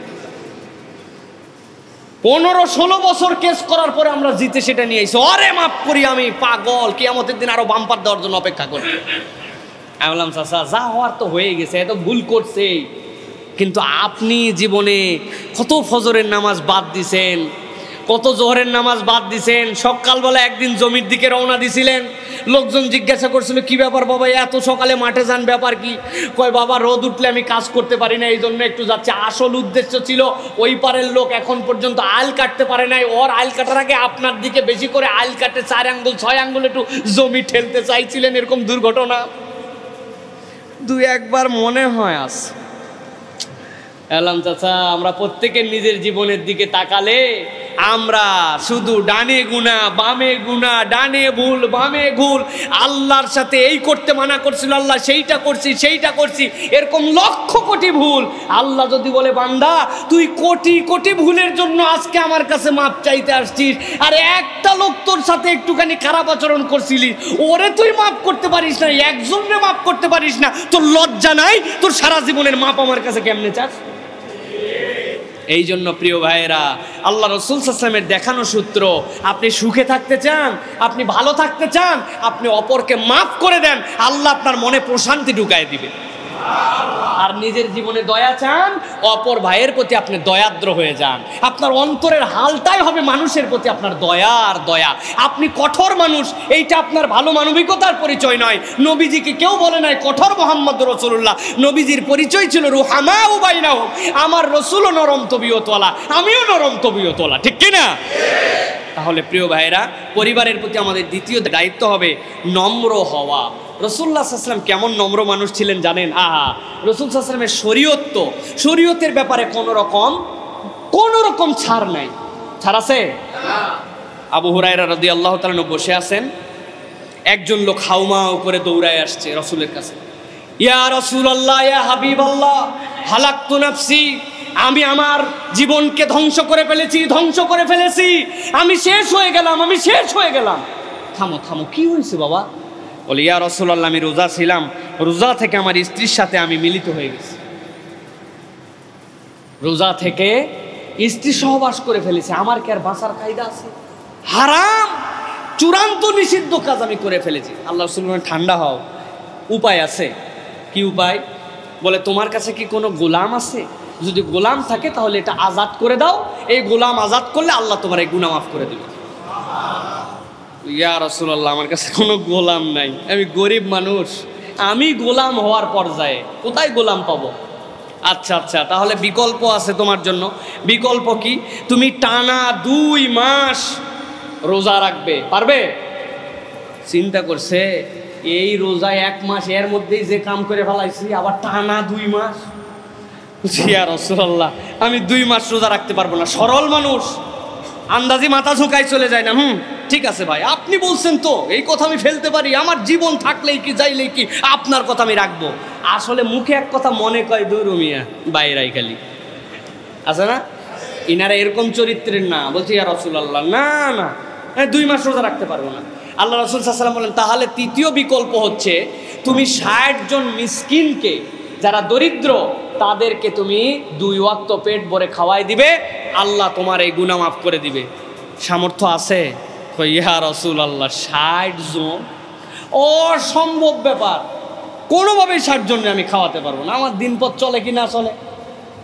এই কথা বলার পর লোক বসে আছে, আল্লাহর নবী বসে আছেন। আবু হুরায়রা রাদিয়াল্লাহু তাআলা আনহু বলছেন, হঠাৎ করে একটা লোক বিরাট বড় একটা ধামা ভর্তি করে, ধামা চেনেন? ডালা, বড় ডালা, ধামা ভর্তি করে মাথায় করে কি যেন নিয়ে আসছে, হাঁপাতে 2 জন সাহাবী ধরে নামাইছে, এত পরিমাণ। দেখে ভিতরে খেজুর, ভরপুর খেজুর ওর মধ্যে। আল্লাহ রাসূল সাল্লাল্লাহু আলাইহি ওয়াসাল্লাম বললেন, সাহাবীরা, এটা হাদিয়া আসছে, তোমরা এটা নিও না, হ্যাঁ, ও তো বিপদে আছে, 60 জন মিসকিনও খাওয়াতে পারো না, এই খেজুরটা তুমি নাও বাবা, নিয়ে ওই যে তুমি রোজা থেকে যে ভুল করছো, ওই ভুলের বদলে 60 জন মিসকিনরে এটা তুমি খাওয়ায় দিও।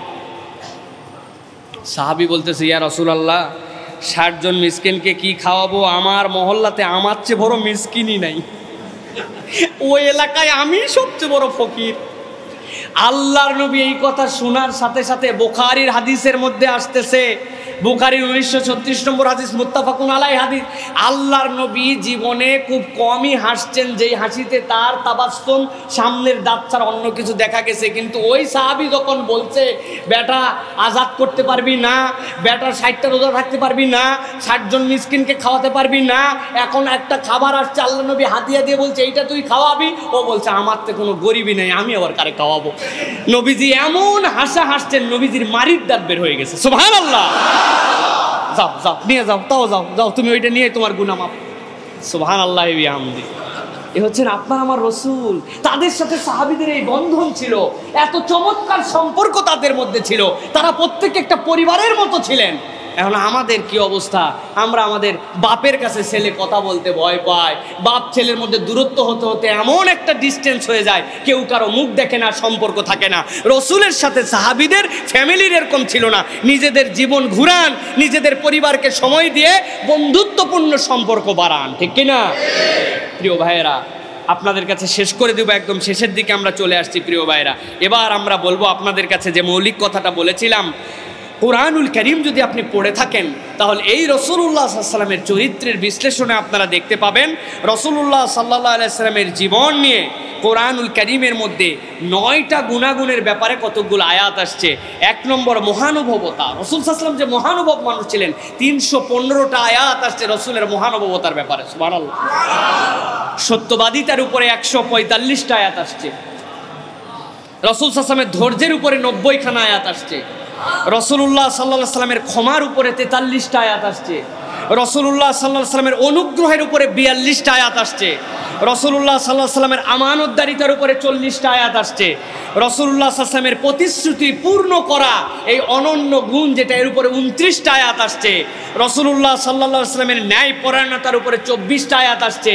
রাসূলুল্লাহ সাল্লাল্লাহু আলাইহি ওয়াসাল্লামের সহনশীলতা এর উপরে 15টা আয়াত আসছে। আল্লাহ রাব্বুল আলামিন পুরা কোরআনের পাতায় পাতায় রাসূল সাল্লাল্লাহু আলাইহি ওয়াসাল্লামের চরিত্র বর্ণনা করেছেন। প্রিয় ভাইয়েরা, রাসূলুল্লাহ সাল্লাল্লাহু আলাইহি ওয়াসাল্লামের এবার এই যে বললাম, এবার রাসূল সাল্লাল্লাহু আলাইহি ওয়াসাল্লামের 3 নম্বর পরিবারে যে গুণ, সেটা হচ্ছে রাসূল সাল্লাল্লাহু আলাইহি ওয়াসাল্লাম পরিবারের মধ্যে অনুগ্রহশীলতা ছিল। রাসূল সাল্লাল্লাহু আলাইহি ওয়াসাল্লামের অনুগ্রহ কাকে বলে ভাই? অনুগ্রহ তাকে বলে যেই কাজটা আপনি করতে বাধ্য নন, তারপরেও আপনার মনের বড়ত্বে আপনি যেটা দেখান সেটা আপনার জন্য অনুগ্রহ। মনে থাকবে? আপনাকে কি বলে ভাই, প্লিজ প্লিজ মানে অনুগ্রহ করে আমাকে একটুখানি এই কাজটা করে দেন, মানে এইটা করতে আপনি বাধ্য নন, কিন্তু প্লিজ ভাই যদি একটু আপনি করে দিতেন, এটা আপনার দয়া, এটা আপনার প্রতি দায়িত্ব নয়। রাসূল সাল্লাল্লাহু আলাইহি ওয়াসাল্লাম তার পরিবারের উপরে অনুগ্রহশীলতায় এমন ছিলেন যে রাসূল সাল্লাল্লাহু আলাইহি ওয়াসাল্লামের এই অনুগ্রহতার উপরেও কোরআনুল কারীমে 42টা আয়াত আছে, সুবহানাল্লাহ। প্রিয় ভাইয়েরা, আল্লাহ রাসূল সাল্লাল্লাহু আলাইহি ওয়াসাল্লামের ব্যাপারে আল্লাহ রাব্বুল আলামিন বলছেন, ইন্নাহু লাকাউলু রাসূলিন কারীম ওয়া মা হুয়া বিকাউলি শাইরিন ক্বালিলাম মা তুমিনুন। সূরা হাক্কার মধ্যে আল্লাহ রাব্বুল আলামিন নিজেই তার হাবিবের কথা বলছেন, ভালো করে বোঝেন। আল্লাহ বলছেন, ইন্নাহু লাকাউলু রাসূলিন কারীম।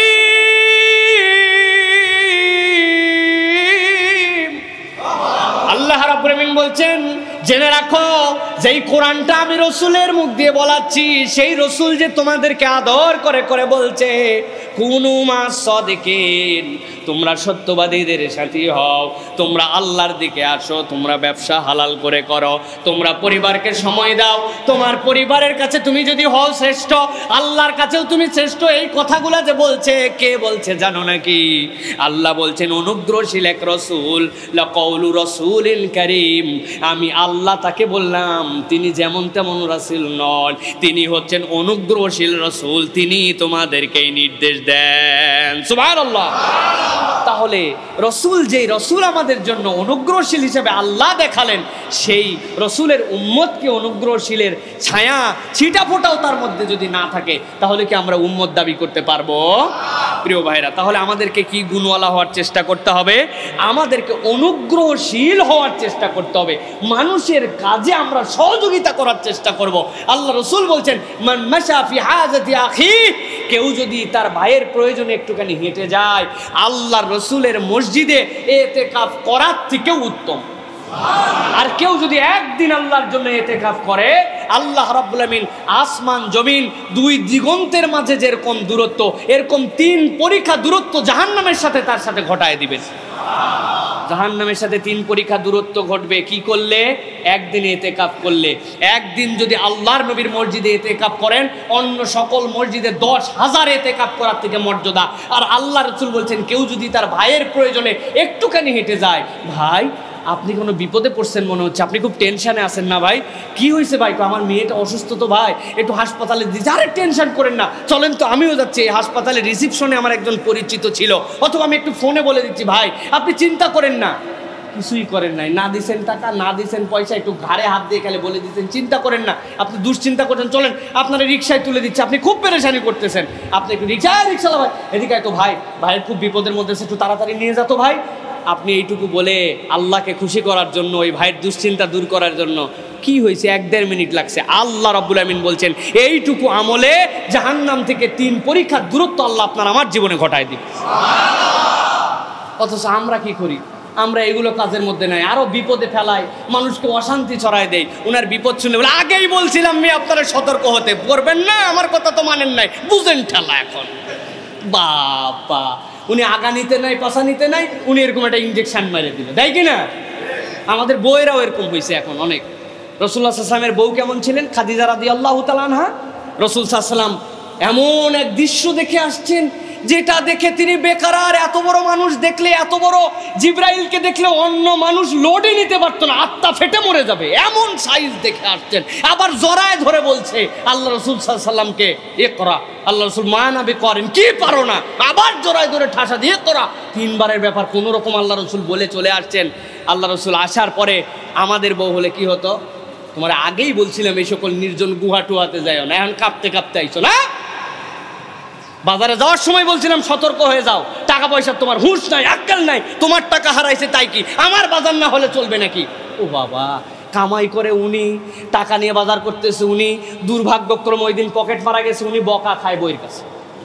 মা বোনেরা, আপনাদের কাছেও বলবো, আপনার এই চরিত্রও কিন্তু খাদিজাওয়ালা চরিত্র হলো না। আপনার স্বামী হয়তো কোনো কারণে হারাইছে, আপনার প্রথম ডিউটি কি?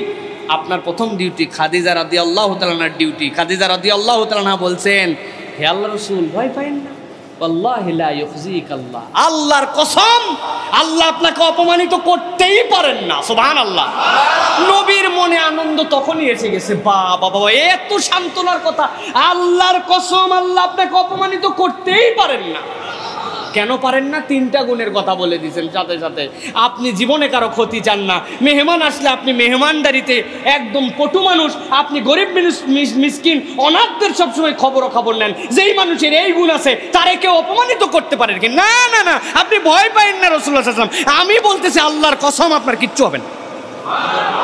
কেমন বউ, কেমন স্বামী, আমাদের স্বামীও যেরকম বউ সেরকম, দুইজনেরই মধ্যে কোনো রকম এখন তালগোলের আমাদের ঠিক নাই প্রিয় ভাইরা। এই জন্য অনুগ্রহশীলতা হবে। আরে তুমি ভালো মানুষ, আমি জানি আলহামদুলিল্লাহ, তোমার অনেক খারাপ গুণাগুণ থাকতে পারে, কিন্তু তুমি ভালো মানুষ, তুমি সৎ মানুষ, আমি জানি তুমি হালাল রুজি করার চেষ্টা করো, তুমি নামাজ বাদ দাও না।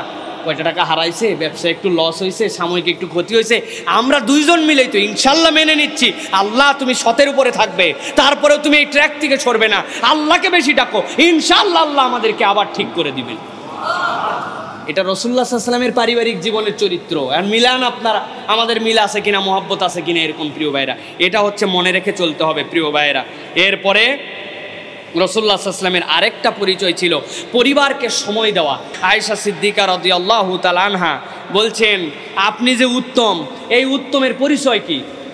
আমি উত্তম মানুষ, আমি বললাম, ঘোষণা দিলাম আমি সেরা, হুজুর বলল হুজুরই সেরা, নিজাম ভাই বলল আমি সেরা, আগে ছিলাম এই মার্কেটের সভাপতি, এখন আল্লাহ আরো অনেক দূরে নিয়ে গেছে, আমি সেরা না হলে এত দূর যাইতে পারিনি।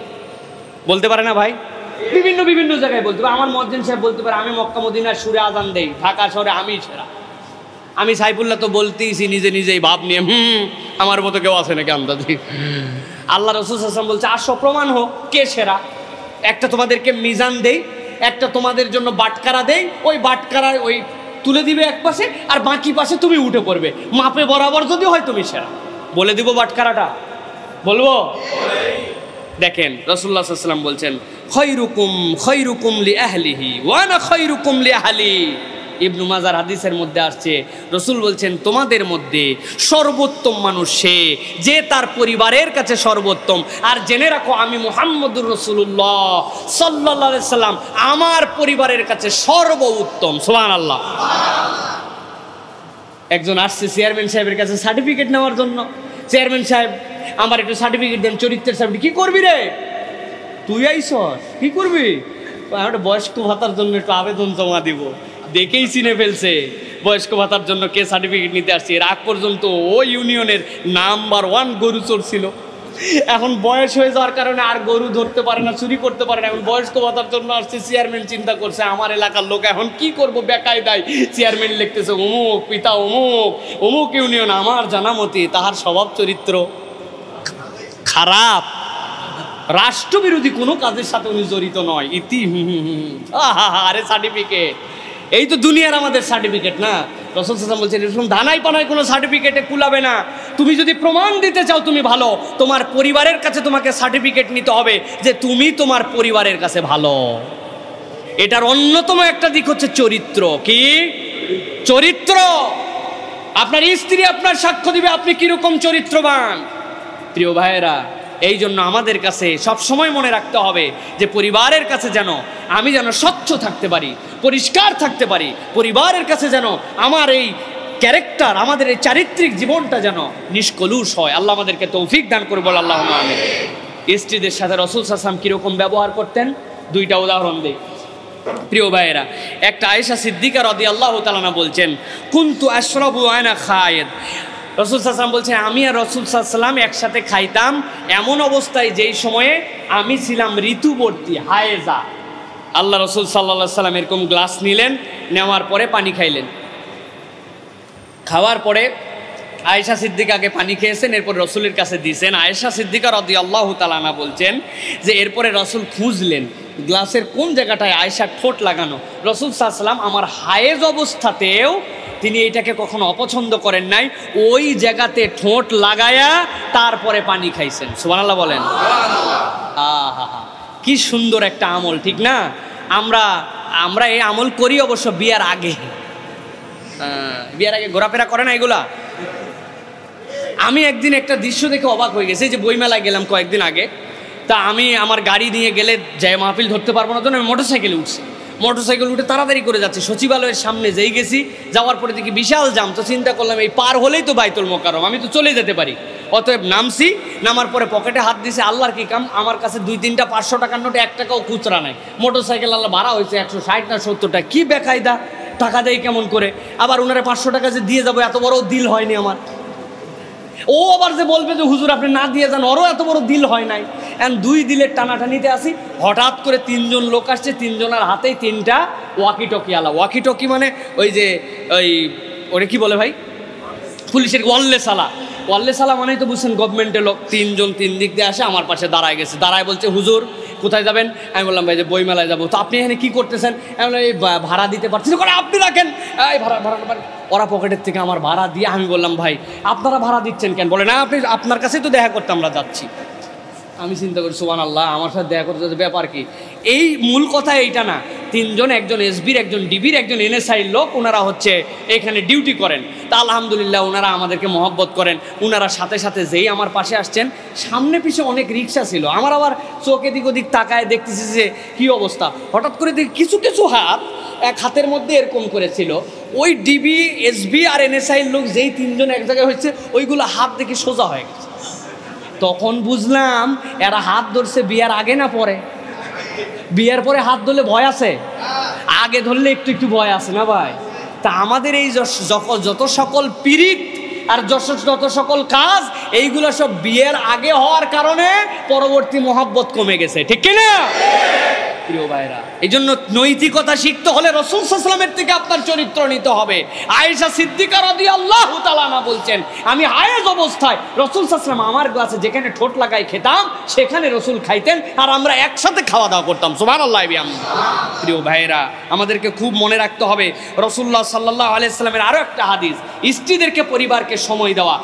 আয়েশা সিদ্দিকা বলছেন ওয়া কানা নবী সাল্লাল্লাহু আলাইহি ওয়াসাল্লাম ইযা কানা বিল-লাইলি সারা মা আয়েশা ইয়াতাহাদ্দাস। কি কথা, সুবহানাল্লাহ বিহামদি। আয়েশা সিদ্দিকা বলছেন দুনিয়ার মানুষ যখন এশার পরে খাওয়া দাওয়া করে শুয়ে পড়তো, আয়েশাকে তখন রাসূল বলতেন চলো আয়েশা আমরা একটু ঘুরতে বেরোই। আয়েশা রাদিয়াল্লাহু তাআলা হাত ধরে রাসূল ঘুরতেন আর খোশ গল্প করতেন। আর একটু আসতে বলেন, প্র্যাকটিসই নাই যে এইটা। এশার নামাজের পর ক্লান্ত হয়ে গেছি, এই বউয়ের দায়িত্ব হচ্ছে খালি রান্না করবে আর বাড়ি করবে, আপনি খালি ডাঁট ছাড়বেন। কি রান্না করো তুমি? একদিন ঝাল বেশি, একদিন লবণ কম, স্বাদ কমে গেছে, তোমার হাতের বরকতি নাই। ওরে ঠেলা, এটা হচ্ছে বাবুর্চি, তাই না? মেহেরবানি করে এরকম করলে হবে না। বিবাহিত জীবনে স্ত্রীদেরকে সময় দিতে হবে, পরিবারকে সময় দিতে হবে। রাসূলুল্লাহ সাল্লাল্লাহু আলাইহি ওয়াসাল্লাম যদি হাত ধরে বের হতে পারেন, ও নবীজির তো তেমন কোনো কাজ ছিল না। কাজ ছিল? উনার চাঁদনি চকে কোনো মার্কেটের দোকান ছিল? উনার কি নিজাম ভাইয়ের মতো এত বড় ব্যবসা প্রতিষ্ঠান ছিল নাকি? আন্দাজে বেকার মোহাম্মদ হাসান বেকার, বউয়ের সময় দিবি না তো কি করবে? ভালো করে মনে রাখবেন, পৃথিবী সৃষ্টি হওয়ার পর থেকে কিয়ামত পর্যন্ত যত মানুষ আসবেন, মুহাম্মদ সাল্লাল্লাহু আলাইহি ওয়াসাল্লামের থেকে ব্যস্ত মানুষ, পৃথিবীতে এত বড় দায়িত্বশীল মানুষ আর একজনও আসে নাই, আসবে না, ঠিক কিনা? তিনি সবচেয়ে বড় দায়িত্বশীল মানুষ। একাধারে রাষ্ট্র চলাইছেন, একাধারে সেনাবাহিনীর প্রধান ছিলেন, একাধারে একটা জাহেলি সমাজকে আলোকিত সমাজে আনছেন, একাধারে কাজিউল কুজা ছিলেন, একাধারে ইমাম ছিলেন, একাধারে স্বামী ছিলেন, একাধারে তাজিরুল আমিন ছিলেন, একাধারে সালিশ করতেন, একাধারে বাচ্চাদের খবর নিতেন, একাধারে মসজিদের খবর নিতেন, পুরো পৃথিবীর রং রূপ বদলানোর চেষ্টা করতেন, সবচেয়ে বেশি তাহাজ্জুদের নামাজ পড়তেন, সবচেয়ে বেশি দান সদকা করতেন। আমার নবীর থেকে ব্যস্ত কোনো মানুষ নাই। সেই রাসূলুল্লাহ সাল্লাল্লাহু আলাইহি ওয়াসাল্লাম তার স্ত্রীকে সময় দিতেন, পরিবারকে সময় দিতেন, সন্তানকে সময় দিতেন। আপনি যদি এটা না পারেন তাহলে বুঝবেন আপনি একজন ব্যর্থ মুসলমান, ঠিক কিনা? করতে হবে, আপনাকে সময় বের করতে হবে। আজকে পরিবারের বন্ধন নষ্ট হয়ে গেছে, সন্তান কথা শোনে না, খাওয়ানোর সময় দিয়ে দিছে ডিভাইস, খাওয়ানোর সময় দিয়ে দিছে আইপ্যাড, খাওয়ানোর সময় দিয়ে দিছে মোবাইল, লাগাই দিছে ইউটিউব। ও ওর জগৎ নিয়ে আসে, আপনি আপনার জগৎ নিয়ে আসেন। না না না, রাসূল সাল্লাল্লাহু আলাইহি ওয়াসাল্লাম পরিবারকে নিয়ে খাইতেন। অন্তত পক্ষে রাত্রের খাবার পুরা পরিবারকে এক জায়গায় বসায় খাওয়াতে হবে। দোকান আগে বন্ধ করতে হবে, প্রয়োজনে বাড়িতে আগে চলে যেতে হবে। বাইরে বহু আড্ডা মারেন আপনারা, আমরা জানি। আহা, বন্ধুর সাথে আড্ডা দেওয়ার কত মজা, খোঁজ গল্প করার কত মজা। আপনি পরিবারের সময় দেন, বন্ধুকে আড্ডা দিয়ে আপনার কোনো সোয়াব হবে না। বন্ধুর সাথে চায়ের স্টলে কথা বললে দুটা গুনাহ হওয়ার সম্ভাবনা আছে। আপনার স্ত্রীর সাথে বসে গল্প করবেন, আপনার বাচ্চাদের সাথে বসে গল্প করবেন, আপনাদের বাচ্চাদের সাথে খোয়েল মশকরা করবেন, আনন্দ করবেন। দুইজন মিলে ওই যে রক পেপার সিজার খেলে, যেরকম আমার বাচ্চারা খেলে, হাতের মধ্যে কোনো আইটেম লাগে না, রক পেপার সিজার। যদি এরকম করে তাহলে কাশি তোমারটা কাশি না, তুমি এরকম করছো তাহলে তোমারে কাটতে পারবো না, এরকম খেলা প্রয়োজনে খেলবেন। আপনি আল্লাহর কাছে একজন ইবাদতকারী হিসাবে নিবন্ধিত হয়ে যাবেন। মনে রাখবেন, এটা রাসূল সাল্লাল্লাহু আলাইহি ওয়াসাল্লাম বিবাহিত জীবনের চরিত্র। খালি ওয়াজ শুনি আমরা, এইগুলো একাডেমিক কথা শুনলে আমাদের আর ভাল লাগে না, আমরা এর প্র্যাকটিস করি না। শুনে সুবহানাল্লাহ জোরে বলি, আলহামদুলিল্লাহ বলি, নিজের জীবনে বাস্তবায়ন নাই। সর্বশেষ পয়েন্ট, একদম সর্বশেষ, ভালো করে খেয়াল করেন প্রিয় ভাইয়েরা। রাসূলুল্লাহ সাল্লাল্লাহু আলাইহি সাল্লাম তার পরিবারেও রাগারাগি হতো। শোনেন, এর আগে শোনেন নাই, শোনেন। রাসূলুল্লাহ সাল্লাল্লাহু আলাইহি ওয়াসাল্লামের পরিবার এরকম ছিল না যাদের মধ্যে কোনো রাগ নাই, সব ফেরেশতা চলে আসছেন। ভালো করে খেয়াল করে শোনেন। আয়েশা সিদ্দিকা রাদিয়াল্লাহু তাআলা আনহা থেকে হাদিস আসছে, একদিন আয়েশা সিদ্দিকা রাদিয়াল্লাহু তাআলা আনহা জোরে জোরে কিছু কথা বলতে শুরু করলেন রাসূলের কাছে। ইতিমধ্যেই আবু বকর সিদ্দিক রাদিয়াল্লাহু তাআলা বাইরে এসে দাঁড়াইছেন। দাঁড়ায়া দেখেন নবীজির ভয়েসের উপরে জোর করে কথা বলতেছেন আয়েশা সিদ্দিকা রাদিয়াল্লাহু তাআলা আনহা। আল্লাহর নবীর সাহাবী আবু বকর ঘরের ভিতর ঢুকলেন। ঢুকার পরে বলছেন, এই বেটি, এত বড় দুঃসাহস! আল্লাহ বলেছেন, লা তারফাউ আসওয়াতাকুম ফাওকা সাউতিন নবী, নবীর উপরে তোমার কথা উঠতে পারে না। আর তোমার এত বড় সাহস, তুমি আমার মেয়ে রাসূলের ওয়াইফ হয়ে নবীদের উপরে কথা বলতেছো। ঠাডাই এখনই ঠিক করে দিব। থাপ্পড় দিতে গেছেন, মারতে গেছেন। আল্লাহ রাসূল সাল্লাল্লাহু আলাইহি ওয়াসাল্লাম ধাপ করে আবু বকর সিদ্দিক রাদিয়াল্লাহু তাআলা হাতটা আটকায় ফেলছেন। আটকায় বলছেন, আবু বকর, আমাদের দুইজনের মামলা, এর মধ্যে আপনার মেয়ে হলেও আপনি তো হাত তোলানোর অধিকার রাখেন না। যান, যান, বাইরে যান। সুবহানাল্লাহ বলবেন না? আবু বকরকে সরাই দিয়ে রাসূলুল্লাহ সাল্লাল্লাহু আলাইহি ওয়াসাল্লাম এবার আয়েশা রাদিয়াল্লাহু তাআলার দিক তাকায় তাকায় বলতেছেন, কাইফা রাআইতিনি আনকাসতুকে মিনার রাজুল, কেমন দেখলে এই লোকের পিটন থেকে তোমারে বাঁচায় দিলাম। আমারে কেমন দেখলে, মারছিলই কিন্তু না ঠেকাইলে, আমি কিন্তু পিটন দিয়ে বাঁচাই দিলাম। কিছুদিন পরে আবু বকর এসে দেখলেন রাসূলুল্লাহ সাল্লাল্লাহু আলাইহি ওয়াসাল্লামের সাথে আবার সেই হৃদ্যতা আয়েশা সিদ্দিকা রাদিয়াল্লাহু তাআলার সাথে। তিনি সাথে সাথে দোয়া করলেন, হে আল্লাহ রাসূল, এই পরিবারের যে ভালোবাসার বন্ধন, এইটাকে অটুট রাখুন, আর আমাকেও এই রিফকের মধ্যে, এই আনন্দের মধ্যে শামিল রাখুন। আল্লাহ রাসূল আমিন বললেন। কেন এই কথা বললাম? আমাদের অনেকের ধারণা সাহাবীরা তারা তো অনেক হাই লেভেল। সাহাবী দূরের কথা, রাসূল সাল্লাল্লাহু আলাইহি ওয়াসাল্লামের পরিবারেও রাগারাগি ছিল। এটা হবে, কিন্তু মনে রাখবেন, কাপুরুষ হয়ে যাবেন চিরজীবনের জন্য আপনি। আপনি যদি এই রাগকে সহ্য না করে আপনার স্ত্রীর গায়ে যদি হাত তোলেন, আপনার থেকে অধম পুরুষ পৃথিবীতে আর নাই। বলেন, দুনিয়ার সবচেয়ে অধম পুরুষকে? বউয়ের গায়ে হাত তুলেছে। বলেন, দুনিয়ার সবচেয়ে অধম পুরুষকে? শব্দটা জোরে হচ্ছে না, অভ্যাস আছে নাকি কারো? দুনিয়ার সবচেয়ে অধম পুরুষকে? মুখস্থ থাকবে, হাজার রাগ হবে, বিছানা আলাদা হয়ে যাবে, রাগে গসগস করতে করতে বাড়ির থেকে বের হয়ে যাবেন, প্রয়োজনে দু একটা হাঁড়ি পাতিল ভাঙে দিবেন, তারপরে বউয়ের গালে হাত তুলবেন না। রাসূলুল্লাহ সাল্লাল্লাহু আলাইহি ওয়াসাল্লাম কখনো এটা করেন নাই। এটা করলে আপনি এক্সট্রিমে চলে গেলেন, এর উপরে তার কিছু নাই, আছে এরপর আর কিচ্ছু নাই। খবরদার খবরদার খবরদার, তাকে নানানভাবে বকবেন, প্রয়োজনে একটু রাগ হলে জোরে জোরে কথাবার্তা হয়ে যাবে, কিন্তু খবরদার খবরদার স্ত্রীর গায়ে হাত তুলবেন না। রাসূল সাল্লাল্লাহু আলাইহি ওয়াসাল্লাম এটা কাউকে তুলতেও দেন নাই, নিজেও তোলেন নাই। আল্লাহ রাব্বুল আমিন এই ভালোবাসাময় এই পরিবেশটা রাসূলুল্লাহ সাল্লাল্লাহু আলাইহি ওয়াসাল্লামের মধ্যে দিয়েছিলেন। প্রিয় ভাইয়েরা, বইয়ের সাথে সর্বশেষ পয়েন্ট যেটা বলেছি ওটার মধ্যে একটা অংশ, আমাদের যারা আমরা আছি, আমরা আমাদের বউরে গুনি না। রাসূল সাল্লাল্লাহু আলাইহি ওয়াসাল্লাম কেমন গুনছেন জানেন? বললে তো অনেক বলতে মন চায়। প্রিয় ভাইয়েরা, হুদাইবিয়ার দিনে যখন ওমর রাদিয়াল্লাহু তাআলা আনহু বলছেন আল্লাহ রাসূল, আপনি কি আল্লাহর নবী? আল্লাহু আকবার। যার সূত্র সব ইসলামের বিপক্ষে, এ করা যাবে না, সে করা যাবে না, মক্কায় আসা যাবে না, কোষবদ্ধ আসা যাবে না, মক্কার লোক মদিনায় গেলে পাঠাই দেওয়া লাগবে, মদিনার লোক মক্কায় আসলে ফেরত দেওয়া হবে না, এই বছর আপনাদেরকে এখনই উমরা না করে বাড়ি চলে যেতে হবে, নানান শর্ত, সব শর্ত ইসলামের বিপক্ষে গেছে। মনে হচ্ছে আল্লাহ তো চূড়ান্ত বিজয়, এটাই বলছেন। আল্লাহ রাসূল সাল্লাল্লাহু আলাইহি ওয়াসাল্লাম আসলেন, ওসমান রাদিয়াল্লাহু তাআলা আনহু হত্যা হয়ে গেছে বলা হলো প্রথমে, পরে দেখা গেল না, ওসমান রাদিয়াল্লাহু তাআলা চলে আসছেন। আল্লাহ রাসূল বললেন, এখন তোমরা সবাই মাথা মুন্ডন করে নিজেদের সাথে আনা পশুগুলা জবাই করে দাও। একজন সাহাবীও শোনেন। আবার আল্লাহ নবী বললেন, তোমাদের জন্য দায়িত্ব এখানে পশু জবাই করে দেওয়া, হালাল হয়ে যাওয়া। সাহাবীরা শুনেও না শোনার মতো, শুনছি মন চাচ্ছে না। আছে না এরকম? কিছু কিছু বাচ্চা কাচ্চা আছেন এরকম। আমার মেয়ে আছে এরকম একটা, ও কাছে থাকবে কিন্তু ওর যদি পছন্দ না হয় মনে হবে হাজার হাজার মাইল দূরে আছে, চেনেই না শোনেই না, নিজের কাজের মধ্যে আছে। আরে এই আব্বা আসো তো, তোমার একটু মোবাইল দেখতে দিব।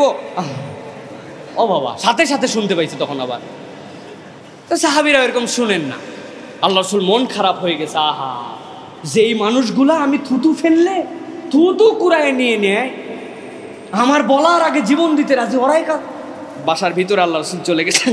উম্মে সালামা রাদিয়াল্লাহু তাআলা আনহা উম্মাতুল মুমিনিন তার কাছে বললেন, বউ এই তো ঘটনা, আমার সাহাবীরা এরকম করে একজনও হালাল হয় নাই, কি অবস্থা? উম্মে সালামা বললেন, ওরা কেন করতে যাবে, আগে আপনি করে ফেলেন ইয়া রাসূলুল্লাহ, কিচ্ছু বলার দরকার নাই, আপনি যান, যে আপনার পশু জবাই করে আপনি হালাল হয়ে যান, তারপরে দেখেন কি। আল্লাহ রাসূল বাইরে স্ত্রীর কথা শুনে চলে গেলেন, উম্মে সালামার কথা শুনে যাওয়ার পরে পশু জবাই করে দিলেন, নিজে হালাল হয়ে গেলেন, আবার ঘরে চলে আসছেন। সাথে সাথে আল্লাহ রাসূল খেয়াল করে একটু পর্দা উঠায় দেখতেছেন, বইয়ের পরামর্শে এমন কাজ হয়েছে, সব সাহাবী তাদের পশু জবাই করে হালাল। কার পরামর্শে?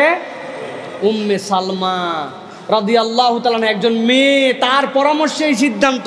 সুতরাং বউকে সবসময় উপেক্ষা করবেন না, পরিবারে যে সিদ্ধান্তই নেবেন যদি মনে করেন তার কিয়দংশ তাকে বলা দরকার, পরামর্শ করবেন। স্ত্রী এইটা আপনি জানেন হয়তো সে বড় কিছু বলতে পারবে না, পরামর্শ দিবে না, অন্তত তার নলেজে দিবেন, আল্লাহ বারাকা দান করবেন, আল্লাহ বারাকা দান করবেন। প্রিয় ভাইরা, আল্লাহ রাব্বুল আমিন আমাদেরকে কবুল করেন, বলেন আল্লাহুম্মা আমিন। প্রিয় ভাইরা, একদম সাকুল্যের মূল সামারি কথা 1 মিনিটে। রাসূলুল্লাহ সাল্লাল্লাহু আলাইহি ওয়াসাল্লাম বাচ্চাদেরকে মহাব্বত করতেন, পরিবারের বাচ্চাদেরকে অনেক সময় দিতেন। হাসান হোসাইন রাদিয়াল্লাহু তাআলা আনহু থেকে হাদিসের মধ্যে আসছে, আল্লাহ রাসূল সাল্লাল্লাহু আলাইহি ওয়াসাল্লাম খুতবা দিচ্ছেন, এমন সময় দেখলেন দুটা ছোট্ট ছোট্ট বাচ্চা লাল লাল জামা পরে পড়তে উঠতে কেমন করে যাচ্ছে। নবীজি খুতবা দেওয়া ছেড়ে দৌড়াই গেলেন, যাওয়ার পরে দুইজনরে কোলে নিলেন, যাওয়ার পরে খুতবার মধ্যে বললেন, সাদাকাল্লাহুল আযীম, আল্লাহ রাব্বুল আমিন বড়ই সত্য কথা বলেছেন, ইন্নামা আমওয়ালুকুম ওয়া আওলাদুকুম ফিতনাহ, নিশ্চয় তোমাদের সন্তান সন্ততি তোমাদের জন্য বড়ই পরীক্ষা। রাআইতু হাযাইনি ফালাম আসবির সুম্মা আখাযা ফিল খুতবা, এই দুইজনকে আমি হেঁটে আসতে দেখে আমি সহ্য করতে পারি নাই, আমি তাদেরকে কোলে নিয়েছি আমার খুতবার মধ্যে। আল্লাহু আকবার। রাসূল সাল্লাল্লাহু আলাইহি ওয়াসাল্লাম শিশুদেরকে এমন ভালোবাসতেন। আরেকটা হাদিসের মধ্যে আসছে, জয়নব রাদিয়াল্লাহু তাআলা আনহার মেয়ে উমামা রাদিয়াল্লাহু তাআলা আনহা, আল্লাহ রাসূল সাল্লাল্লাহু আলাইহি ওয়াসাল্লাম সিজদায় গেলে তারে নামাই দিয়ে রাখতেন, সিজদা দিয়ে আবার নামাজের মধ্যে কোলে তুলে এরকম করে কোলে ধরছেন, ধরে হাত উপর দিয়ে বাঁধছেন। সুবহানাল্লাহ বলবেন না? আহা, রাসূল সাল্লাল্লাহু আলাইহি ওয়াসাল্লাম বাচ্চাদেরকে এরকম করে সময় দিয়েছেন। আর একটা হাদিসের মধ্যে আসছে, বড় হাদিসখানা বুখারীর মধ্যে এসেছে, নাসাইর মধ্যে এসেছে, রাসূলুল্লাহ সাল্লাল্লাহু আলাইহি ওয়াসাল্লাম একদিন সিজদায় গেছেন, যাওয়ার পরে উঠেন না, অনেকক্ষণ পরে রাসূল সাল্লাল্লাহু আলাইহি ওয়াসাল্লাম সিজদা থেকে উঠছেন। নামাজ শেষ হওয়ার পরে সাহাবীরা বলছে, ইয়া রাসূলুল্লাহ, এত লম্বা সিজদা আমরা দেখি নাই, আপনার প্রতি কি কোনো নতুন আয়াত আসছে নাকি নতুন কোনো ওহী আসছে, আপনি এত দীর্ঘ সিজদায় কেন ছিলেন? আল্লাহ রসুল সাল্লাল্লাহু আলাইহি সাল্লাম বললেন, আমি যখন সিজদায় গেছি, আমার নাতিটা আমার কাঁধের উপরে উঠছে, আমারে দেখছে ঘোড়ার মতো আসি, পিঠের উপরে শখ করে উঠছে, মনে করছে বড় বড় ঘোড়ায় তো উঠতে পারে না, ছোট ঘোড়ার পিঠে উঠছে। তা আমিও চিন্তা করলাম ওর শখটা ওই মিটায় নেক, ওর শখ যতক্ষণ ছিল ততক্ষণ আমি সিজদায় ছিলাম। আল্লাহু আকবার। আর আপনার মসজিদে বাচ্চা আসলে কি করেন? ওরে বাবা রে বাবা, ঝাড়ি দিয়া একবারে বিদায় করে দেন। কি মুরব্বী হইছে, শেষ বয়সে নামাজ ধরে, ওরে পাওয়ার, নামাজের মধ্যে ডিস্টার্ব করছে কেডা রে? হ্যাঁ বাপ কেডা? মহল্লার থেকে ছুটা একদম থাকা, কিন্তু ওরে বাবা রে বাবা, ওনার বাচ্চা আসছে মসজিদে, একটু জোরে কথা বলছে, একটু দৌড়াদৌড়ি করছে, একটু হাসাহাসি করছে, আপনি ফতুয়া দিয়ে উড়াই দিচ্ছেন। আরে নবী করিম সাল্লাল্লাহু আলাইহি ওয়াসাল্লাম কাদের থেকে নামায় নাই, আপনি কোত্থেকে এত তাকওয়া বের করছেন? মসজিদে বাচ্চাদেরকে সময় দেন, বাচ্চাদেরকে নিয়ে আসেন, বাচ্চাদেরকে স্নেহ করেন, আপনার পরিবারের মধ্যে আল্লাহ বরকত দান করবেন। রাসূলুল্লাহ সাল্লাল্লাহু আলাইহি ওয়াসাল্লামের পরিবারের গল্প বললে বিবাহিত জীবনে এরকম বড় গল্প আর অনেক আছে প্রিয় ভাইরা। সবচেয়ে বড় যে 3টা পয়েন্ট হাইলাইট করেছি মনে রাখবেন, নবীজি বিনম্র ছিলেন, দয়াদ্র ছিলেন, পরিবারকে সময় দিতেন, বাচ্চা কাচ্চাকে আদর করতেন। আল্লাহ রাব্বুল আলামিন রাসূল সাল্লাল্লাহু আলাইহি ওয়াসাল্লামের এই জীবনগুলো আমাদের জীবনে প্র্যাকটিস করার তৌফিক দান করেন, বলে আল্লাহুম্মা আমিন। ওয়া আখির দাওয়ানা আলহামদুলিল্লাহি রাব্বিল আলামিন।